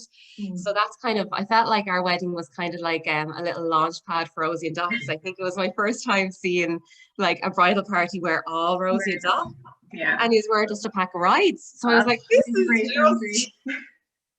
this is just so nice to see everything come together. And I think that was kind of when I thought, you know what, this is for me, like 100%. And that was July 2019, and then went full time in January 2020. So it's been a roller coaster. In your power suit. Yeah. Well, I know. I tried to dress up today. I really trying to like put out there the professional vibes. So, you know. Like up for an interview. It's so cute. I know. I'm here for an interview. Okay, sorry, we should probably settle down. Yeah, we will. Okay, your one must-have accessory for the wedding. Yeah, of course. So, I chat to. Yeah, no, not at all. I chat to loads of brides. Obviously, Rosie and Dott, like loads of people have been getting in touch, and like a lot more lately because there's a lot more planning going on now that we're coming into the new year and stuff.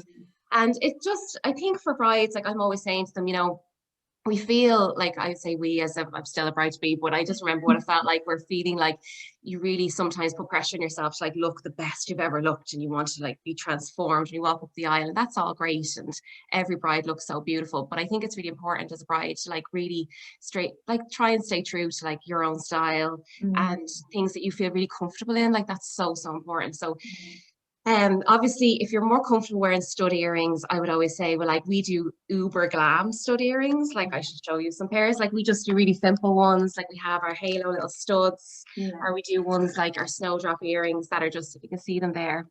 They're just a little bit snazzy. If you feel more comfortable with that, you should do that. Otherwise, if you feel like a big dramatic drop earring, I do say go with that. But you have to take in certain things into account, like individuality. Absolutely. And you have to as well with, if you're going for a drop earring, just please make sure that it's really lightweight. It's something that I'm a bit like OCD about when it comes to Rosie and Dott stock. When we get samples in, I wear them for the day just to make sure there's like, you know, no droop in your ear, or you know, like earrings like bedazzled.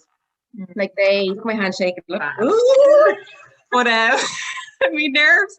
But it's important with the neckline of your dress as well. Like some girls will go, and I love those dresses that have like a high neckline. If you're going like a drop earring, you want to make sure they don't get caught. You know, the way some can be very long, and I love them. And then obviously taking into account like whatever hairstyle you're going with. So I think like earrings is a big one for brides. Like a lovely dainty bracelet to match. Necklace totally depends. We haven't actually started doing necklaces yet, but I got some samples in this week. Oh, exciting. So yeah, like, you know, I think it's just keeping things, I love that with bridal, is just keeping things quite simple and just stuff that complements the whole overall look is really important, you know. So they're the things I find brides will always go for them and bridesmaids is their earrings and the bracelets. And then the headpieces and the bags and the belts and all that just depends. It varies. Perfect. Okay. This is just advice. My bridal belt has silver in it, but I only wear gold jewelry. Will it clash? I don't think so. Would it? From far away. Hard to know. Have you frozen on me? No, not at all. It's another question that I always get asked as well, is, you know, like, oh look, my engagement ring is silver, but I really love gold, or you know, like, and maybe it just varies on where you're getting married and like what time of year it is and what does brides generally prefer. It doesn't make a difference. I know there's a lot of brides as well that love to have like matching everything, so like earrings and necklace and bracelet and everything and belt will all complement each other really nicely, and that's great, and we do that in Rosie and Dott as well. But I have to say, like, most of the stock that I would get in are mix and match. You know, I think if your jewelry is gold, you can nearly do anything with the different pieces that you put them all together with. So I wouldn't, like, I always tell girls, like, don't be too worried. It's something that I want to do more of actually on Rosie and Dott, is just to show you how to put pieces together. It's very easy for me because I'm around the stock all the time, so I'm so familiar. But I know when you're looking at a website and you have a million other things to be thinking about, it's like overwhelming. So that's something we will be doing, Rosie and Dott. But like, drop us a DM if you're ever unsure. Like, we can always help that as well. I can lay it all out on my kitchen counter for you just to see how they all look. It's actually something as well. There's just to remind me of something, Sinead. Sorry, a friend of ours, mine, Sinead's got married there about 2 years ago, And it's something like you think you'd think of it, but you just don't when there's so much going on. But if you're buying gifts for people, like say your mother-in-law or your mom or whatever the case may be, and your bridesmaids, just make sure that they all have ears pierced, because it's something that happens to Rosie and Dot sometimes. A girl might buy, say, 4 pairs of earrings and then gift the bride. This happened to a friend of ours, gift the mother-in-law earrings on the day of her wedding, and then lo and behold, she didn't have her ears pierced. No. You know, so things like that. Or if a bride has, like, our bridesmaid has sensitive ears, we've started doing clip-on earrings as well. So just the clip-ons are great. Yeah. And more popular than I even realized. They're very actually comfortable. Yeah, really comfy. So yeah, take that into account as well. That's a good point. Dresses low cut. I'm thinking big earrings and no necklace. But the chest might look a little bit bare. But I think if there's a bit of deep, like, you know, I don't think that ever. I think an earring is. I thought that actually on my wedding as well. My dress is quite low cut, so it came like in kind of a deep V. Had like really slight, like tiny little beading along the edge. And I kind of thought that as well. But I just found that I had my hair up as well, and I wore like, do I have them there? I might have a pair here. They're like these. They're like these earrings. They're called Belle of the Ball. So I found that I wore them and it just did not need anything else. It didn't. And a lot of brides' gowns, you'll find that they have that detail that you don't need that. And I think less is more in general. You know. Yeah. And you have to, again, just make sure if you're wearing a necklace and stuff. Like, I actually used to think these things. I was like, if I'm bouncing around a dance floor now, I have to make sure that necklace isn't going to like whack me in the face if it's too heavy. So that's exactly what my plan was today. Exactly. When is the new stock coming in, gal? Oh my God, I know. So thankfully we had a crazy busy December, and then I thought, right, feet up in January, here we go, this is going to be grand. And we just had an insane January. Like, it's basically, I run all the office stuff from my house, and my mum and dad do dispatch from their house, so I haven't seen them in so long, like where I do all the orders I sent for them. So we are getting like loads of stock coming in next week. So I know some of your speakers as well spoke about ring boxes and things. I know Danielle mentioned that as well. So I have loads of them. Well, I don't have loads of them. I only have 3 of them here. They're all getting restocked. So I know for Peter taking fancy pictures. Peter was my photographer as well. But they're just really nice. We're getting all those in stock. Hi, Peter. We're getting all them in stock. And I'm getting like colours like forest green and like a brighter pink and stuff. Yeah, I love that forest green. I love forest green too. Yeah. And as well, with like a lot of brides will ask me, like, should I bother with a bag? And again, that's something that's really like personal to you. I did have a bag, and it was actually after my wedding I decided to stock them because they were so hard to find, and the ones I found are so expensive. Yeah. We have like a lot of bags on their way in. But a little word of advice, right? And I didn't do this on the day of my wedding, but I never designated like who's minding my bag. So I was literally leaving the bag. Like, I remember one of the girls at Cunnigham like found it in the bathroom. Like, I was literally leaving this bag. You know, you're carrying a gin and tonic or whatever you're carrying, and you're shopping. But it's another thing as well. It's just a random little tip. It hasn't got anything to do with accessories. But if you do have someone like your close-knit gang, either it's one of your bridesmaids or your sister or brother or whatever, if there's someone that's really handy with a phone and a camera, just give your phone to that person today and don't think any more about your phone, because a lot of people will ask about bags and if their phone will fit. And most phones do fit in our bags, but say the likes of the crystal clutch, like you wouldn't get an iPhone now into this. Okay. You will get your lip gloss and you will get your little concealer, or, you know, like clips for your hair or whatever. Yeah. You think you'll have your phone on you, and I found anyway, for me, I didn't even have the time to think about it. But I did say to one of my bridesmaids, Tara, I knew she was like a great woman for a video. So I said to Tara, look, would you mind just taking random videos and pictures of everything, just as much as possible? And Sinead, after the wedding, she sent me like so many videos of yous that I would never have seen, like, you know, yous in the car on the way to the ceremony, because obviously we weren't in the same car. And just special things like that. I never, even if I had my phone and I was thinking of pictures, I never would have been there for those moments, you know. So I always kind of tell brides that as well, don't worry about the phone. Yeah. So Peter's for. Well.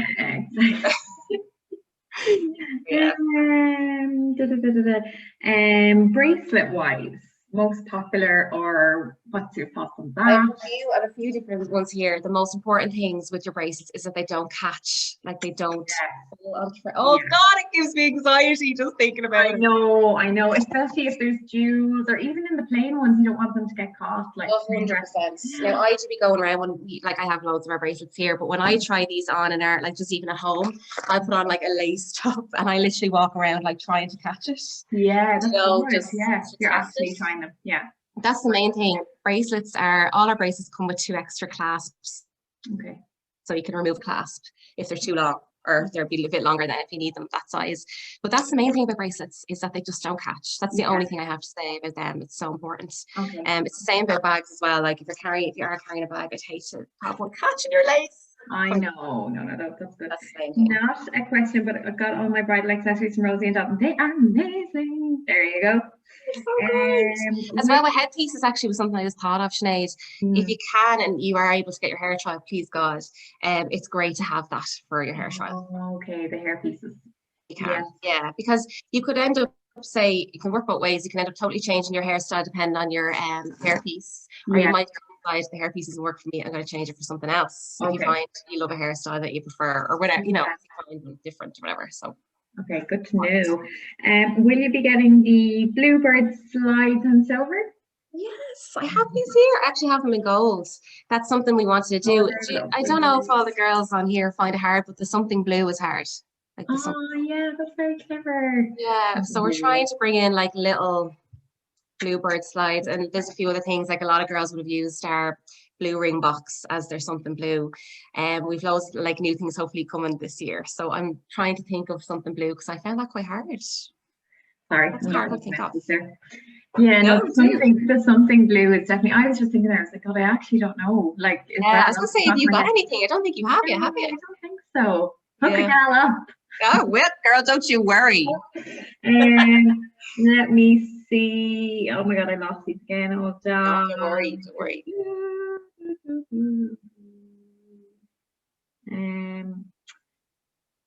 I have some. Oh yeah, someone asked about necklaces soon, but that's on the horizon. That's totally on the horizon. Yeah, absolutely. And you know, it was a great little tip that I got from MK Bridal, where I got my dress. They had said watch out for sparkly shoes as well. That don't. I know keep going on about catching. Like you're going to be sick of me saying it, but these are all like I know a lot of people before I got married spoke about comfort, and that comfort is key. Yeah. And it was having gone through it and having gone through the dress fittings when you might be hot and bothered and flustered that you really appreciate really how important it is that things don't trip you. It's all the little things at a wedding. I think we spend a lot of time thinking of these big things when really just make sure those shoes don't catch in your dress as well. So that's an important thing for your dress fittings if you have the shoe. Very good. Very good. I want a headpiece with a lot of height, but also height in, I don't know, that one's gone. Anyway, headpieces are funny. Like I think a lot of height. Anyway, I love the pearl. I mean, you can go all like that one is stunning.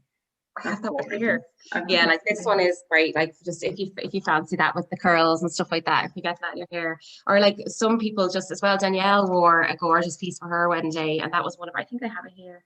I think it was our silver daisy days, but it was black and silver. Oh, nice. Well, you might prefer something that's just a little more subtle. It just totally depends. This is gorgeous if you're doing, you know, like hair that's all curled and curly blow dried, but you pin half it. Yes. It's really nice. Or you might prefer if you're in any way like me and you have a large head and you're afraid of things like pinching your head, you don't want to wear hairbands. We do lots with ribbons and things like that. So you don't have to worry about like, you know, that killer headache you get when you have like a tie hairband on. Yeah, nothing worse. Nothing worse. So yeah, we do things like that. And then we're trying to go as well, more boho as well, things like that for brides. So we have like pieces with loads of flowers, like more of those kind of they can be worked around hairstyles and upstyles. Someone just asked there, are garters a yes or a no these days? Say that again? Garters. Oh my God, that's something that I've asked actually some of the girls on Rosie Dott on her Instagram before. Like, I never wore one, but I think that's because my dress was really fitted and it was plain satin, and I was like, well, there's a garter underneath. Yeah, that's a good one. I think it's down to people, but I'm sure it's a done thing. So. I love things like that about weddings that are traditional. Like I would love to stop in the Rosie Dott because I just think there's something nice about it, you know? That is cute, yeah. So that's and ideas for bridesmaids' gifts. Oh my God. Jewelry. So jewelry, robes, your PJs. We're hopefully going to be doing Please God robes this year. That's a little exclusive. I just have to get them. I have to get them perfect. Yeah. But yeah, and like what I did with you, like I had a hair mask and a face mask in there for like the days after the wedding. Nice boxes, so cute. Yeah, like a nice gift box and just some, like I had Nutri, what was it, what they call those bars? You know, those energy bars. Oh yeah, little. Yeah, I can't remember what it's called, but yeah. Yeah, but they're just little things that I knew you'd like that you'd use, and that would be it, you know. And I did a little framed picture for you. Yes, yeah, I still have that box. So I love it. It's gorgeous. All the little bits in it. Something a lot of people would ask me as well, Rosie and Dot, like if we do like a little chart, like it's kind of hard. It was something that I found very difficult coming up to the wedding. I wanted to find a way of kind of including people in our day that weren't no longer with us. So I lost my cousin Lynn a few years ago, and Dot, who this business is named after, and I kind of wanted to like incorporate them into the day. And I had little bouquet charms as well with their pictures in them. Yeah, we've started stocking them as well, but you know, you can do a frame picture with some candles of them, and you know, there's loads of different ideas. But yeah, they're so special because I know already, like, you know, I want them, and there's some people there that aren't there anymore, unfortunately, but it's actually such a lovely way to remember. And totally, and it's on your mind, I think, when you're planning a wedding, like you miss them more than you even would usually. So it's just a nice little idea that we started doing as well. Great wants to know, will you be doing PJs? Oh my god, I thought yes, but not, I wouldn't say this year, but I just need to stop being so picky, Grace. Like I just need to make me decisions, and like we do this. So yeah, no, definitely. I would love that. I actually just want to say hi to someone as well. Claire Butler's pal Emma is on this call, and she's like planning a wedding and the whole lot. So I just wanted to say hi because Claire was on to me saying that she'd be on. Yeah, and Laura, Sarah Cummins' friend as well. So hello. I think they're the main things. Yeah. Perfect. Can you show us some clip earrings on Siobheal? Something simple for Mother of the Bride. Let's show you that. And belts. Upstairs, right? Well, I have some belts. I have some belts here. We got a new pearl one in. They all have an ivy kind of ribbon on the back. And what a lot of brides have done with our belts is they've actually removed the ivy ribbon and they just stitched the belt to the front of the dress for the bridesmaids. Oh, clever. So yeah, we've got that one. The new one. That's like kind of vintagey. It's so spark. It's not even doing it justice there, but gorgeous. I really like that one. Someone said Siobheal and Sinead, I've managed to finally log in on the right day. Oh yeah, that was funny. On the right day. He was trying to log in, yeah. Oh my god, I remember chatting to Sinead, yes. So that's another crystal clutch bag. Do I have any clip? I have a clip-ons upstairs, but I'll put them on our Instagram. I can do that. Yeah, for sure. And that belt is gorgeous. But yeah, belts are a big thing.